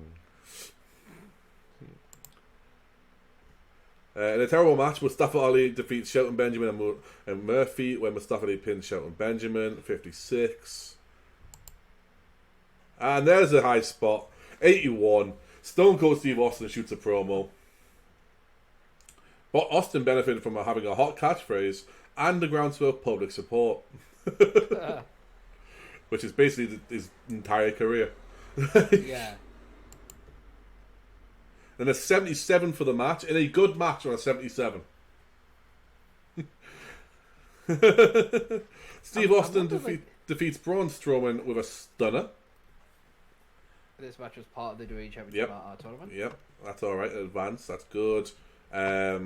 Steve Austin had an in-ring performance of 77 and Braun at 72. That's not terrible. The matches haven't been accidentally set to unscripted, have they? No. Like, looking at the booking details, it could be their abilities, but also it could just be like road agent notes. No, scripted beforehand. Yeah. It could just be the way that it's been marked on the mod. Yeah. Or it could be how I've just set up the matches. Sometimes it's an issue. Yeah. We'll see how it affects SmackDown. Yeah. All right. Boom in '84 for the Piper's Pit. Nice.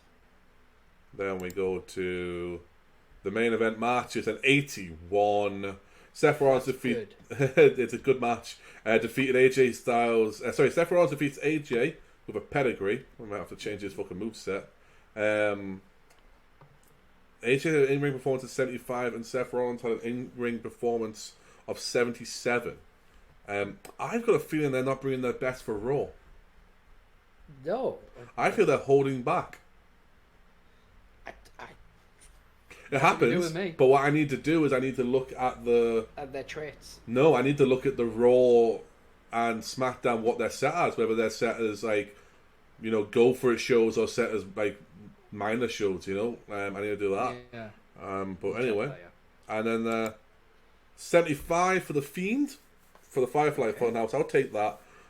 So that nicely finished off the show. Now, bearing in mind our show was based on the best 3 matches and the best 3 promos. Yeah. This should hopefully balance out to a decent score. Let's have a look. A 76. We lost popularity in 17 regions, increased in 8, and we would have gained more popularity if we had better TV deals in both in Mexico, Japan, Europe, and Oceania. We're gonna see them ones a lot. Yeah. But I'm not too bad with a 76 based on how the beginning of the show went. Yeah. But I know where to tweak it now. Yeah. All right. Let's finish the show and let that book away. Okay then. I think some of those critiques were harsh. Yeah. Like, abysmal matches. Like, how couldn't that have been an abysmal match? That makes no sense. Yeah, I think Like, so as well. I think obviously, I think the issue's been going to be a like- few things on here. To be fair, it's going to be the likes of obviously the world balancing, and yeah, but also even maybe with just that, the way it's been set up for the. yeah, And that's it. If you're only getting a 77 out of Seth, that feels to me Yeah. like he's held back on the show for some reason. yeah, we'll check everything. We'll do it off Yeah. cam, off air, and by hopefully by the episode 2 we'll have that sorted for you. But what we're doing now is we're gonna go through the week, look at all the look at any emails that come through, anything like that. I'm going to suggest right now, boss, that we send out see if we can send out a contract to Fit Finley. Yeah. And then we'll book SmackDown and that be the episodes, as we are currently running well above what I had planned. But yeah. Yeah, I was just wondering if it would have been an idea to move SmackDown onto Tuesday nights for the sake of. I can do that now. Yeah, I can do that. It might just be a good idea for the sake of speed. Yeah, there's that as well. Yeah. Well, we'll move it to Tuesdays and we'll go back to the old how it was in the 2016 draft. Yeah, then that way we don't have to go through every single day to get to SmackDown. All right, let's have a look at the emails. So yeah, Sam Grandwell. He's obviously a NXT UK guy, as is Tyson T-Bone. If they want to go with it for TNT, let them go with it for TNT. Yeah. Tamina relocates to the Tri-State. She wants to be closer to the company. Drug tests. And the Raw viewing figures, we got a 2.61 TV rating with 1,958,447 viewers, which including overall, we got 2,005,148 viewers. So that's pretty cool, pretty strong. Yeah. All right. Let's have a quick look at the news. So, Bad Luck Fale wows fans. He popped the crowd with an amazing new move last night at this Summer Struggle Night 4. New Japan fans have been buzzing about it since its debut, and given its reaction it's garnered, it's sure thing you'll see it added to his irregular arsenal. CMLL have removed Ultimo Guerrero as their figurehead. We don't currently have one, boss, by the way. No, we don't. And then there's the results. We have anyone that really suits the role at Not this at the time, moment. Anyway. There's a new leader in Toyomo Generation, which is Taruki Doi. DDT have a few new teams. I'm not going to go through them. The Dragon Gate has a new leader in Yamamoto. There's another new leader in Dragon Gate as Masato Yoshino. DDT have lost faith in their figurehead. I feel like Conrad right now. I'm going to butcher this name. Konosuke Take Shit. I think it's Konosuke Takeshita. Takeshita. Yeah, okay.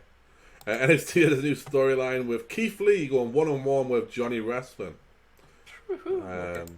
Noah have disbanded a stable known as Full Throttle. So has IWRG. And they've disbanded Los Oficiales Elite. Yep. I apologise for any noisy in here. I have my window open because it's a fucking hot day. Yes. Up Girls have been disbanded in TJPW, who have also removed their figurehead of Miyu Yamashita. The Uprising have disbanded in Pro Wrestling Eve, and however, Marvelous Women's Pro Wrestling have debuted a new stable called The Crew. I'm not even gonna. Takumi Iroha, Mikoto Shindo, Mai Hoshizuki, and Miyuki Takase. Exactly. And Sento Minazuko has made a change. As he's left. Sorry, they have made a change. Basara has left the group, I think. Yeah. I don't know. It's because he no longer fits with the rest of the stable. I say that looks so. That's just confusing as fuck. That. It's like just words blurring together. Right. Here's what we're going to do. We're going to go to events. Friday Night SmackDown will now be Tuesday Night SmackDown. Ignore the Friday night there. That's literally all you got to do. Exactly. Modify TV. and we'll move it to Tuesday, and we'll have it live. Yep. Do it live. Once again, though, boss, you do have a 3-hour show, same as me, to make things even. Yep. So you've got that.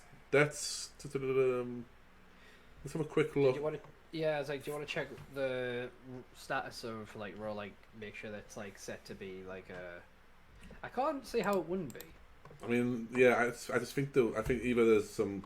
I mean, that might be an issue right there. We got 39% momentum. We started with 38%. Well, at least I did something. Increased our popularity in 8 places. That's huge. Yeah, it's all set as it should be. Yeah, so I think it's just the momentum is just killing us. Yeah. Fuck him. Fuck it. All right, boss. Is there anything else you want? We want to do the Fit Finley first, and then we'll send it to you, and then okay. Finley, David Finley. Is he willing to negotiate? Yes, he is. Join us. Exclusive rating ironclad, yep, per month. And I want you to do nothing in ring because I want you purely as a road agent. Yes. Accept that terms. Okay, so. Yep. Thank you. He has an offer from one of the company. Let's have a quick look what it is, shall we? Yep. It is Ring of Honor on a handshake deal for 500 quid. We should be alright, guys. We should be alright. Can we hope to stand against the might that is ROH? Alright, boss. We will advance. And with that, you've got control. Alright, here we go. Tuesday night SmackDown. So, first things first, let's see where we're at. So, we're in New England. We're expecting 9,551 fans. Yeah, we'll stick with that. Consistency and all that jazz. Right, so let's look at my notes here. Oh god, we've got incidents. I didn't see the incidents. I didn't. I had no incidents. Well, yeah, because you don't have Brock Lesnar on your fucking show, do you? I also don't have AJ Styles. I also didn't think to try and put AJ Styles with someone who didn't like, which is good for me. Like, down the bottom. Yeah, here they are. Yeah, I went. You.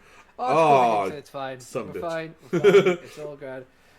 He was in fine form before the show, keeping everyone in a good mood with his hilarious road stories. It created a relaxed and happy atmosphere.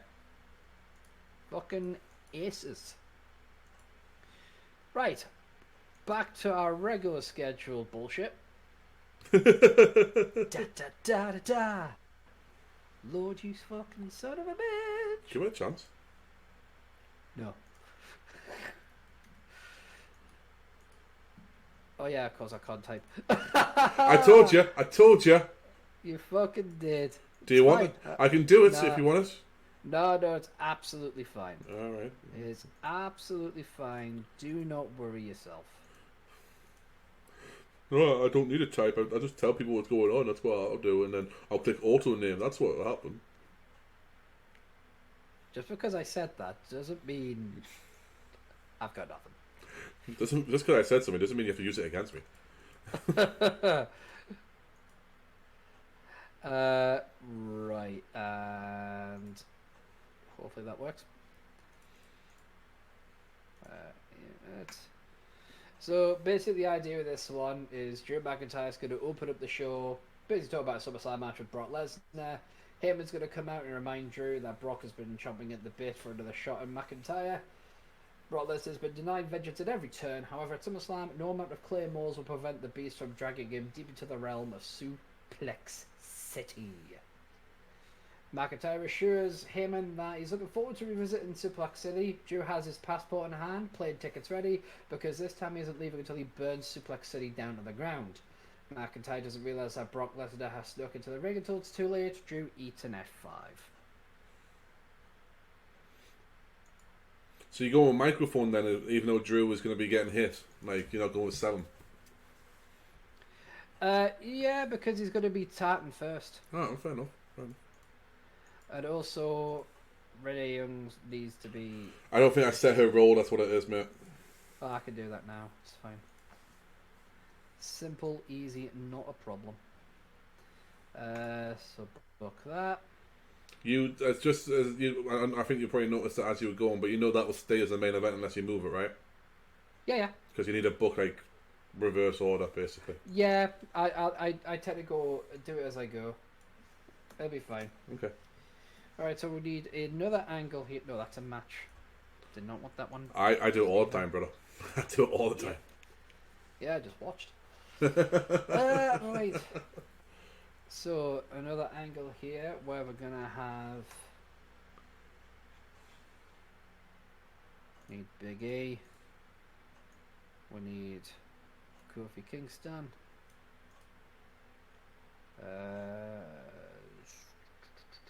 Where's Cesaro? There he is. Yep. Sami Shinsuke. Zayn and Shinsuke. Is Woods available for promos? He is, but I'm not including him at this time. But excellent point. So with this one, Big E and Kofi Kingston are in the back talking about their 6-man tag team match tonight with the Arts Collective.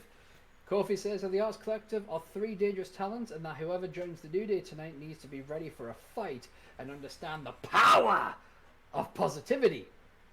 Big E smiles and says he found the perfect person to fill that role. Oh, it's a Daniel Bryan. Nice choice. So obviously that would advance 2 of your storylines as well. Are you having Daniel Bryan be scripted? Thank you for putting that out. Sorry. Daniel Bryan. Okay, so now we're going to get our first match of the night. Oh, hang on a second. I do need to quickly update that because it will not have Renee Young as the... Yeah, go see if you can... If you just go into the announcer section on The Office and see if that was... Yeah, but I should be able to do that. Right, save that for now. Okay. Office. Yep. Right, first of all. Yeah, we need to change your role, don't we? That's what we need to do, yeah. Yar? Yeah. No, go on to the... Oh, I did it that way as well. Okay. Yep. Didn't know you could click on the roles and that will actually take you to that screen. If they're already able to do it, you can do it that way. Oh, sorry, you mean if you can click on click on them ones, yeah. Yep.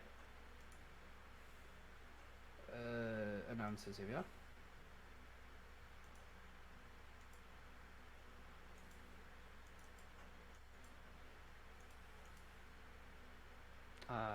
Fucking... I always click happy.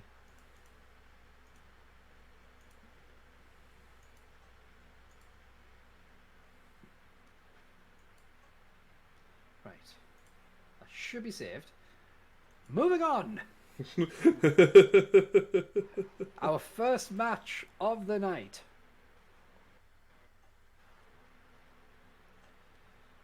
As it descends nighttime. Yeah. I've noticed I started to go into the shadows a little bit. What's up, bro? And a second. Yep. Yeah. It's been a long day, okay?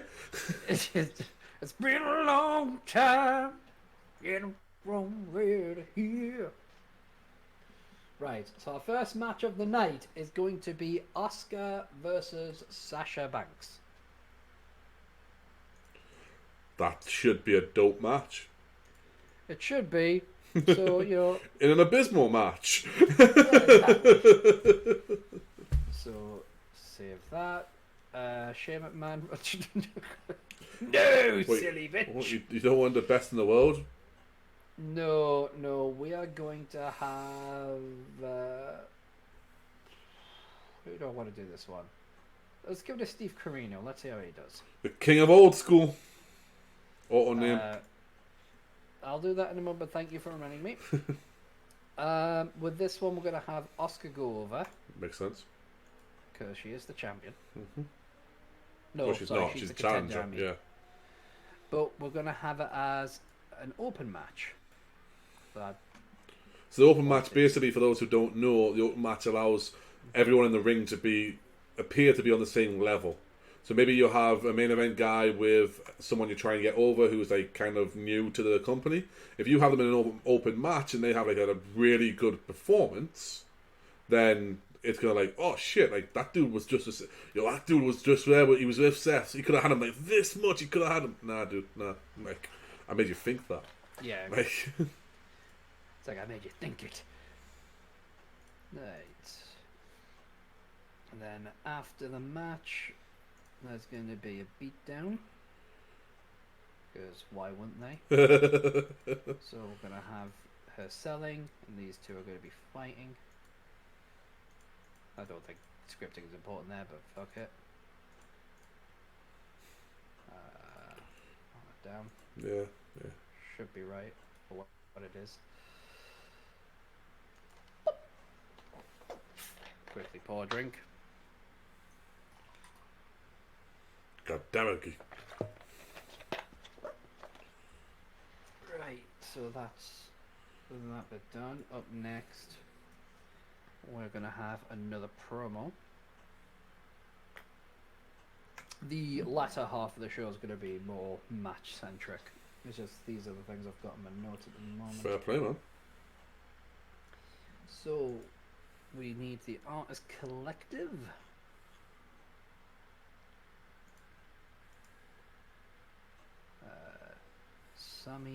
Sammy Boy,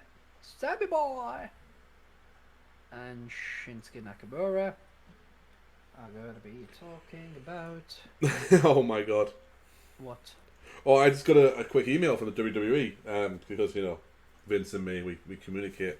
And what he wanted to tell me, as along with everyone else on the email, was that you can now buy WWE Raw, WWE Smackdown, and pay-per-view Thunderdome t-shirts. Well, that is good. Why would you want to rep the fucking Thunderdome? Like, your nostrils. Yeah, sorry, it's because the webcam was just over a box I needed to see. It's like, what are the downsides of the way it's set up I've currently got? So what's happening in this segment here is the Arts Collective are talking about their match tonight. Now that they've learned that Daniel Bryan is going to be on the team, when the SmackDown General Manager Paige comes in and says, just to let you know that whichever team wins the match tonight will get to choose the stipulation for the Tag Team Championship match at SummerSlam. Ooh, very clever. Thank you. Old school as fuck as well. Yes. Hey boss, do you want me to do the want me to run the promo? No. Oh, but okay, I'll just get some baby oil. We're gonna have this one go to Bruce Pritchard. Hey Bruce. Shut up. But Bruce. Shut up, Laurinaitis. Vince's arms are so vascular. We don't care. Okay, I guess I'll just be a skateboarder then. He was a scam boy. She said, see you later, boy. Alright, anyway. Let's see if this changes anything. There we go, I'm in the light again. I don't usually use the big light, to be honest with you guys. Even when I'm on, I usually have the lamp on. But if I get up right now, you're just going to get a belly shot. And not like because I've got it hanging out, but because it's literally where I've got to reach. So I thought for your sake to be easier. Well, up next we're going to have a good old-fashioned good versus evil match of Dolph Ziggler versus Rey Mysterio. Nice. Thank you. Who's going to put this up? Triple H? Yeah. I am the gamer. We're not going to pick a winner for this one, but we're going to have it be storytelling. Nice. And we're going to have it as a nice open match. Cool. Yeah. Okay with that one. And then move that up here. So that should give us an okay. We're going to have another quick angle here.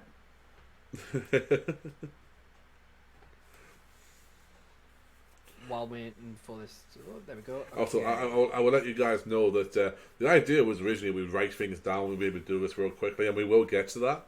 However, this is a very impromptu scheduled recording somehow. Like, Yeah. it's impromptu, but we also scheduled it. That's just which know what kind you of, meant. to be fair, that sums up MIA fucking completely. And I had no plans written down or anything like that. Boss had the first hour or so. You said. Pretty much, like, after this promo is the last match I wrote, and then it's free start from there. So, And he only did that at 4:30 this morning. yes, exactly. So what's happening here is CM Punk's in the back when Paul Heyman walks by. Heyman asks Punk how he's doing. Punk replies just fine, but you'll feel much better when he walks out of SummerSlam as Intercontinental Champion. Heyman laughs, saying he doesn't doubt it, and also lets him know that he's heard through the grapevine that tonight CM Punk will be facing off against fellow Intercontinental Champion competitor Sheamus. If you will. Before CM Punk can reply, Heyman gets a phone call, says sorry, gotta take this, and walks off, leaving a rather irked CM Punk. If I must may. Yeah, and no Jason Jordan. Yeah, I was tempted to. I was really tempted to sack Jason Jordan and Sylvain Grenier, but I was like, no. I'm not gonna fucking stop you. I felt it was mean to sack Jason Jordan just because he can't do anything. No. Alright, now the last thing I've got booked is a match. It is Is it CM Punk versus Sheamus? It's not. Wait up, I just added the Sheamus element. But no, this is going to be a women's tag team match. It's going to be Randy Orton. Nikki Cross and Ruby Riott. Ooh, I like the idea of that. Thank you. Versus Angelina Love And and Mandy Leon. So the Allure versus what could be a very good tag team. Yep, it's kind of like a testing the waters. But as long as there's no situation negativity, I would go with it, mate. here. Yeah. Tyson Kidd, yeah. Yeah, Kid's Alright. a pretty good road agent, to be fair. Victor, we're going to have as Mandy Leon. I'm gonna give a. Alright, yeah, makes sense. Yeah. But we're going to make sure it's an open match. Down a bit. Thank you. Yeah, open match is underneath your match style, mate. Thank you. Yeah, that should do it. Actually, no, I know what I'll do. I apologise for yawning, guys. Like I said, it's been a very long day. It has been, it's definitely not. It's not on Geek. It's just it has been a long day. Velvet Sky Okay. will distract Nikki Cross. Keeps her involved. Yeah. Book that segment. We'll have that. I anticipate that this will probably be my lowest rated match, but it's experimental, so tight. So I've got it basically halfway. Yeah. Oddly enough. Oh, serendipity. Okay, angle. Let's go with.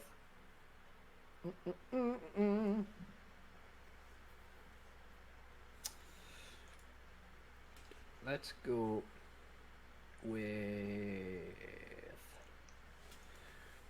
Drew McIntyre is looking for Brock Lesnar. Bumps into Eddie Guerrero. He's saying, like, have you seen Brock Lesnar? Eddie Guerrero goes, no, but, maybe you shouldn't find him considering what he just did to you. Drew takes exception, says, are you trying to start something, pal? And he says, if I was starting something, I'd finish it. So Drew says, Listen, well, why don't you meet Holmes, me in the maybe ring? you shouldn't do nothing. Yep. So Drew says, well, why don't you meet me in the ring tonight? Main event match is set up. That's a fucking good main event, mind. Yep. Yeah, that's good. That's okay. So, I see what you're doing. I see you. I see you. I see you, baby. I see you. Look at that ass. No, I don't. Oh, let me just. Right, so we want the New Day, along with Daniel Bryan. Daniel Bryan. Yep. Where's Sami Zayn, dude? I'm going to add him. You could have just done it with the tag teams. Well, no, because there's only a tag team is only 2. Yeah, but if you put in a 6-man, right? If Yeah. you say you scrolled over like you did originally, Yeah. and if you got the one that had like Cesaro, Shinsuke and Sammy, Yeah. and put that one on there, it just updates it as it was. It just adds the extra person. What are you talking about? Right, so now you need... So, if you just... So you got the New Day, right? Yeah. If you had more than one New Day, what you could have done was you could have put Xavier Woods on there as well. But if you Right. just said just scroll... If you had the shit... Like, I'm pointing on the fucking screen like you can see it. Watch. Yeah. Right, I'll take control of this, right? Yeah. So, what we're going to do is just going to put this to fucking Sasha, right? Yeah. So what we need there is the actual Cesaro and Shinsuke, right? Yeah. Because it automatically does it for you. As long as I've got the 2 people straight on the same, it's fine. I've never seen that before. Yeah. Anyway, you need to put Daniel Bryan on there. I'm going to. Gotta blew figure that shit out. Just blew your mind. Right, so if a joke song that George Carlin wanted to write, you blew my mind, now blow me. Hey. George Carlin. I love George Carlin. So I'm going to have this one be a little slower. So I'm going to have it as a slow build. Which I think is match style. So we have a slow build. And again, open. And the victory. I know I said at the beginning that I don't really book winners often, but on this one I am. It actually makes sense though as well because you need a book for the SummerSlam pre-booking, so... Yeah. It's going to add Daniel Bryan winning. Sami Zayn, the Intercontinental Champion, eats the boot. Or the knee, isn't it? Yes. It's the need to beat John Cena. Yep. Shane McMahon's booking that one, man. We'll see how we... No. I was about to be kind, then no, I need to win. Fuck this shit. So this can be handled by... Silver and Grenade. No, fuck you. Sanjay Dutt. Road Dogg. He knows a thing or two about tag team matches. He does. Right, okay, and then that stipulation will be announced next week. I know what the stipulation is going to be. Okay, so I've got 61, so basically an hour. Okay. I mean, I have literally no idea what's going on apart from the fact that I assume you're going to get there's some backup noise going on with mine because my microphone seems to be picking up everything.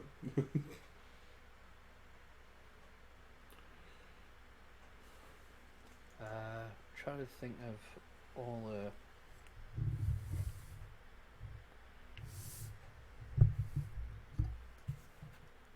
Right, so let's get Zelina Vega, Angel Garza, Andrade. all shooting the shit.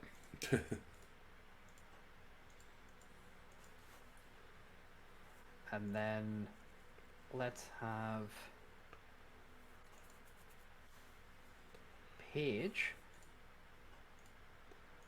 say to them, you know, look, you're on SmackDown, it's a new star for everyone, you gotta start making a name for yourselves if you want to get involved in the tag team division, and you can start by taking on, let's do...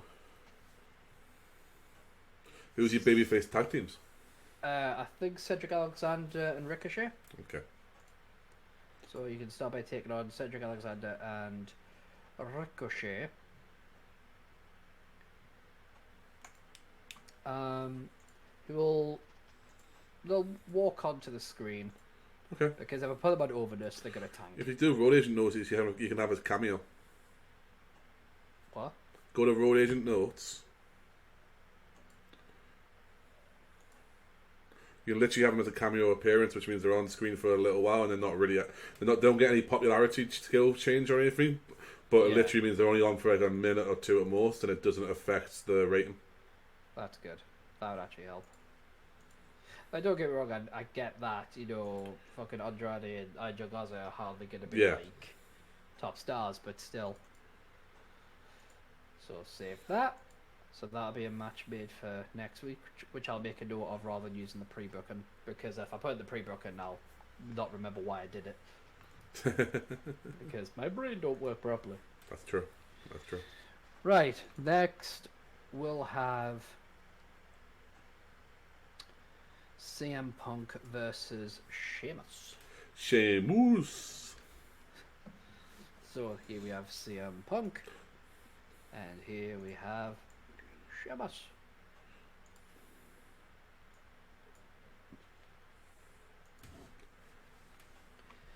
And yeah, we'll just have that as an open match. Let's give this one to Michael Hayes.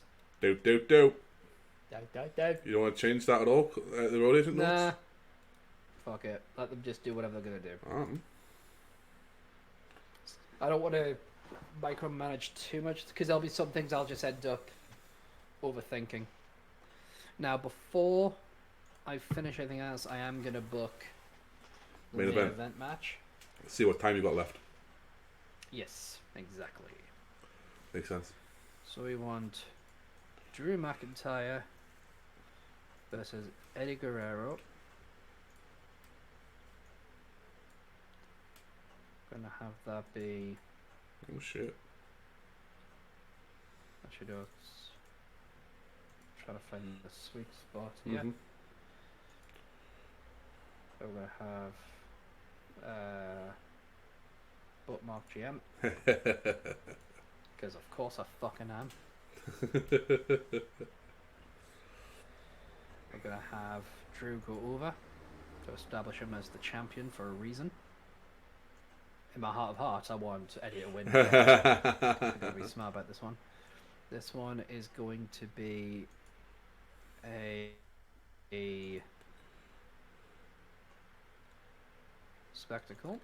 Okay, so for a SmackDown, that's a okay. Couldn't give the faintest shit at this point. I'm like, I know what the fucking game's like. So I'm gonna. Is that right? Yes, that's right. Yes, the Universal Champion's out, but I don't want his title on the line. So you've got 159 minutes out of 180, possible 185. 180 is what the show is set for. So you're looking at another 21 minutes for the show to be complete. Yeah, to use up the full time. Yeah, you use the. And what we're gonna have is gonna have.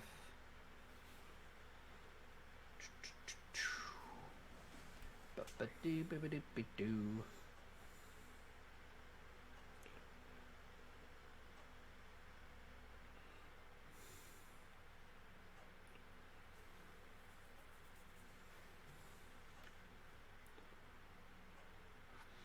gonna have Roman Reigns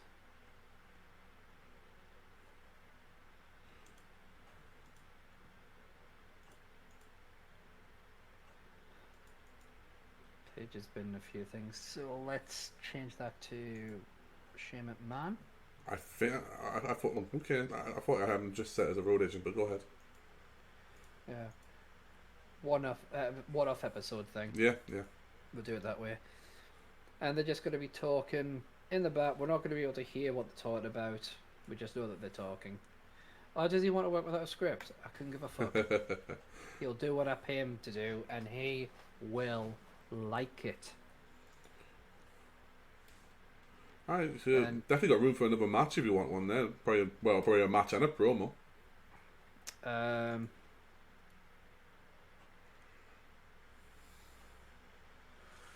So you've got about 19 minutes in total that you could possibly use. Yeah. I think what I'll do...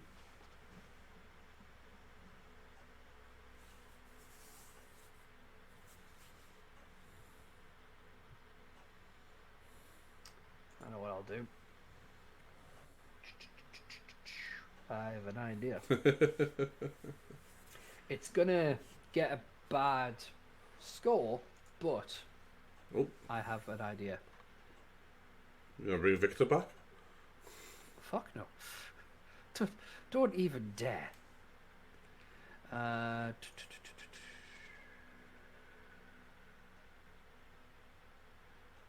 Can you actually work as a wrestler? Yeah, it says at the corner she's a wrestler. I'm just making sure she's not retired or anything. Okay, that works. One night appearance. Tonight you're going to be used as a face. Yeah, I don't give a shit. Get your ass in here.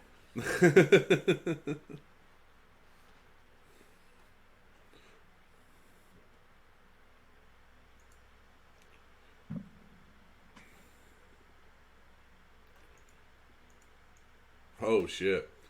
You're gonna feed her to the dragon, eh? Yep.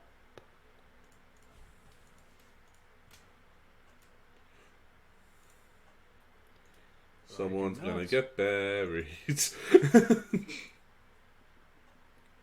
This here is what we call domination. It's a combination of skill and concentration. Yeah.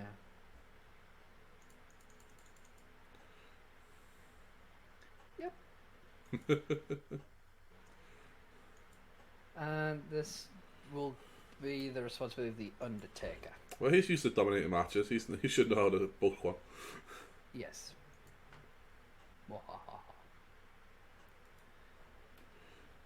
We'll stick you.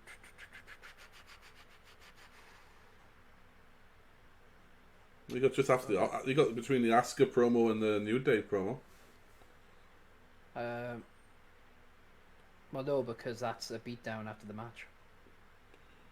Yeah, The they've Asuka promos. they've got commercial breaks.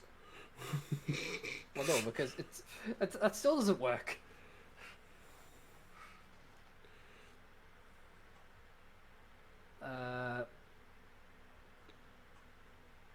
I'll put it.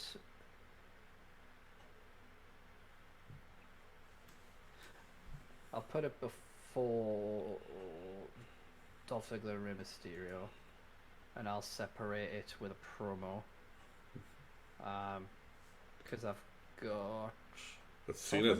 Yeah, yeah, and you still got the Cena on there who hasn't been used or anything like that. Yeah, I need my bitch him on if I don't use him.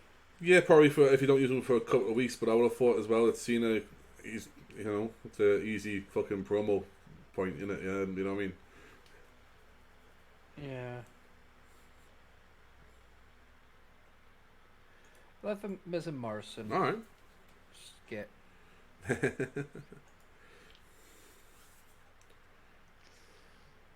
With John Cena. All right, that could work. They can just shoot the shit. Welcome to the dirt sheet. Yeah. And we can have that. Like I said, we'll just have that separate Dolph Ziggler and Rey Mysterio. Yeah, and that's 182 minutes. So you've got 3 minutes if you want it. If not, fuck it. So let's start the show. Start the show. Boom, in 85. Okay. What a start. Here again. At the announcer desk, Michael Cole's pretty weak. Look, I can't fight nature. Okay. So up next. 65, I kind of expected it. So that's fine. 74 for Asuka and Sasha Banks. What a dick. What a dick. 74, yeah. Asuka was 71, Sasha was 60. Asuka benefited from being in amazing form. Well, she is, to be fair. Like. Beatdown was 69. Fuck's sake. The performance of Asuka was good. 66 for the tag team stipulation promo.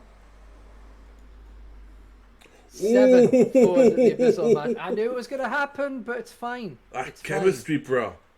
Yeah, it was just the chemistry, but it's fine. Apparently, the fact that they're both not like They high didn't up, click. yeah, And the crowd were turned off by having a match outside of the pre-show between workers they don't have. yeah. So Sonya mustn't be high up on the. Yeah, Which is fine, because again, I knew this was Yeah. going to be the tank match. 7 though, Jesus. Yeah, I'll recover. See? 76. Followed by a 78 with Dolph Ziggler in a decent match. Have you noticed on SmackDown? A 78 Yeah, I've I've There's noticed. something not right there. I've noticed. There's something not right. Ziggles had a 67, Rey Mysterio had a 72. I didn't bother checking what DeVille's rating was, so It was like a 35. ah well. 76 for the Punk and Heyman promo. Motherfucker. Up next, a 32 for the abysmal match between the Allure, Nikki Cross and Ruby Riott. Mind you, Leon and Velvet Sky are a good pair. They play off each other well. That's good. And there's just another one, and they're not invested in the roster that they hired off. But no negative chemistry between Nikki and Ruby. Yeah, so you could build it. Yeah, I could build it. 85. Shit in hell, man. Drew benefit from being flavour of the month. Eddie benefit from being flavour of the month. Eddie benefit from Grand Slam Public Sport. Well, SmackDown's won this already. 82 for a decent match. Now, I'm telling you, all I'm gonna do now is I'm just have Stone Cold in every segment. Yep, Stone Cold every segment. He's the referee. He's the road agent. He's everyone. Big E 65. Kofi Kingston 69. Daniel Bryan 83. Shinsuke 70. Cesaro 60. Sami Zayn 63. Yeah. Big E and Xavier Woods are an awkward pairing. You got a Destiny role. Oh well, guess I've got some plans for Xavier Woods then. A 58 for that promo, which I didn't expect. I thought lower. But fair enough. So did I. 82 for CM Punk and Sheamus. Jesus Christ, man.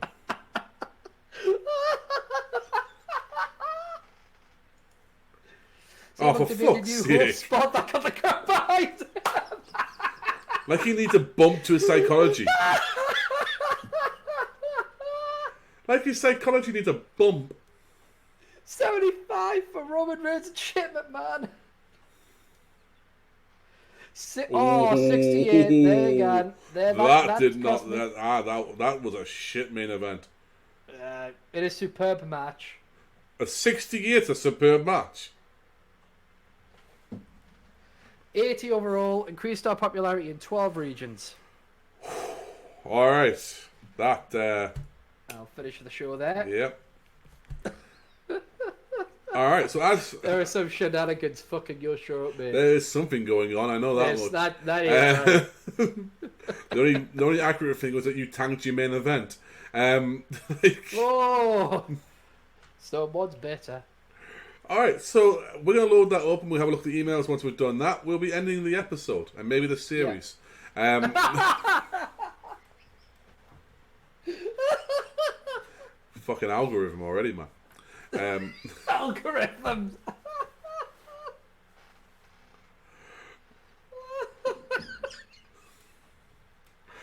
Look, it's the first time I've ever beaten you in a show. Nah, so, just wait till my pay-per-view, dude. Like, when I don't have to... You're like, why, fuck you then. Austin wins all titles. Including the women's. Especially the women's. That's a joke that I'm not going to touch. Yeah, but once this is loaded up, we've loaded emails, we'll end the episode there. Yeah. And then we will be back next week with a brand new episode of a much shorter episode. We're going nearly 2.25 hours here. Yeah, well, it was like that happened. Yeah, we had to introduce a lot of things, okay, but exactly. Still, let's say we'll be a much shorter episode, and hopefully we're like trying as much as we can to plan things out before we record it, and that way it cuts out a lot of the work. Exactly, and like I said, this will be a thing that it's be a process. Sometimes you'll get a fuck off, punk. I've said that before. Our emails. David Finney's got a rival. Apparently ROH have altered their fucking bid. I'm guessing it's to like $600. I was going to say $550. Well, we can find out. Bruce Pritchard. Big E just doesn't get it, in my opinion. You'll be fucking cut loose. Hey, watch your fucking self, brother. Yeah, he should watch his fucking self. And you got a 3.45 TV rating a total viewership of 2,643,020 viewers. Here's the weird thing, boss. You do realize at this point in time, SmackDown has a higher reach, right? Why? It's on Fox. It's cable TV, not USA, which is your basic cable. So this time, SmackDown actually has a better deal for TV than we've ever played before. But you should have fixed it. No. Bit even. No, it's fine. I don't give a shit. We have decisions. Ricochet, an incident. Oh god, it's gonna be drugs. Soft drugs. Fine him. Is unhappy at this action. Oh, suck my left nut. Not entirely sure how to respond to that. You move the fuck on, that's what you do. Sure. So, yep, as I said, that has been bookmarks today. And it is with great happiness and pleasure that I say that week one's result of the best rated and most viewed TV show is SmackDown. Yeah. Woo. So for myself, the Geek King, the Kaijbrew, from Stevie Boss, Steve Jones 313, all of our all our links and everything else are going to be in the comments below. But the only thing that's left to say, really, it's kind of dead simple, and this has been Bookmarks. Marks out.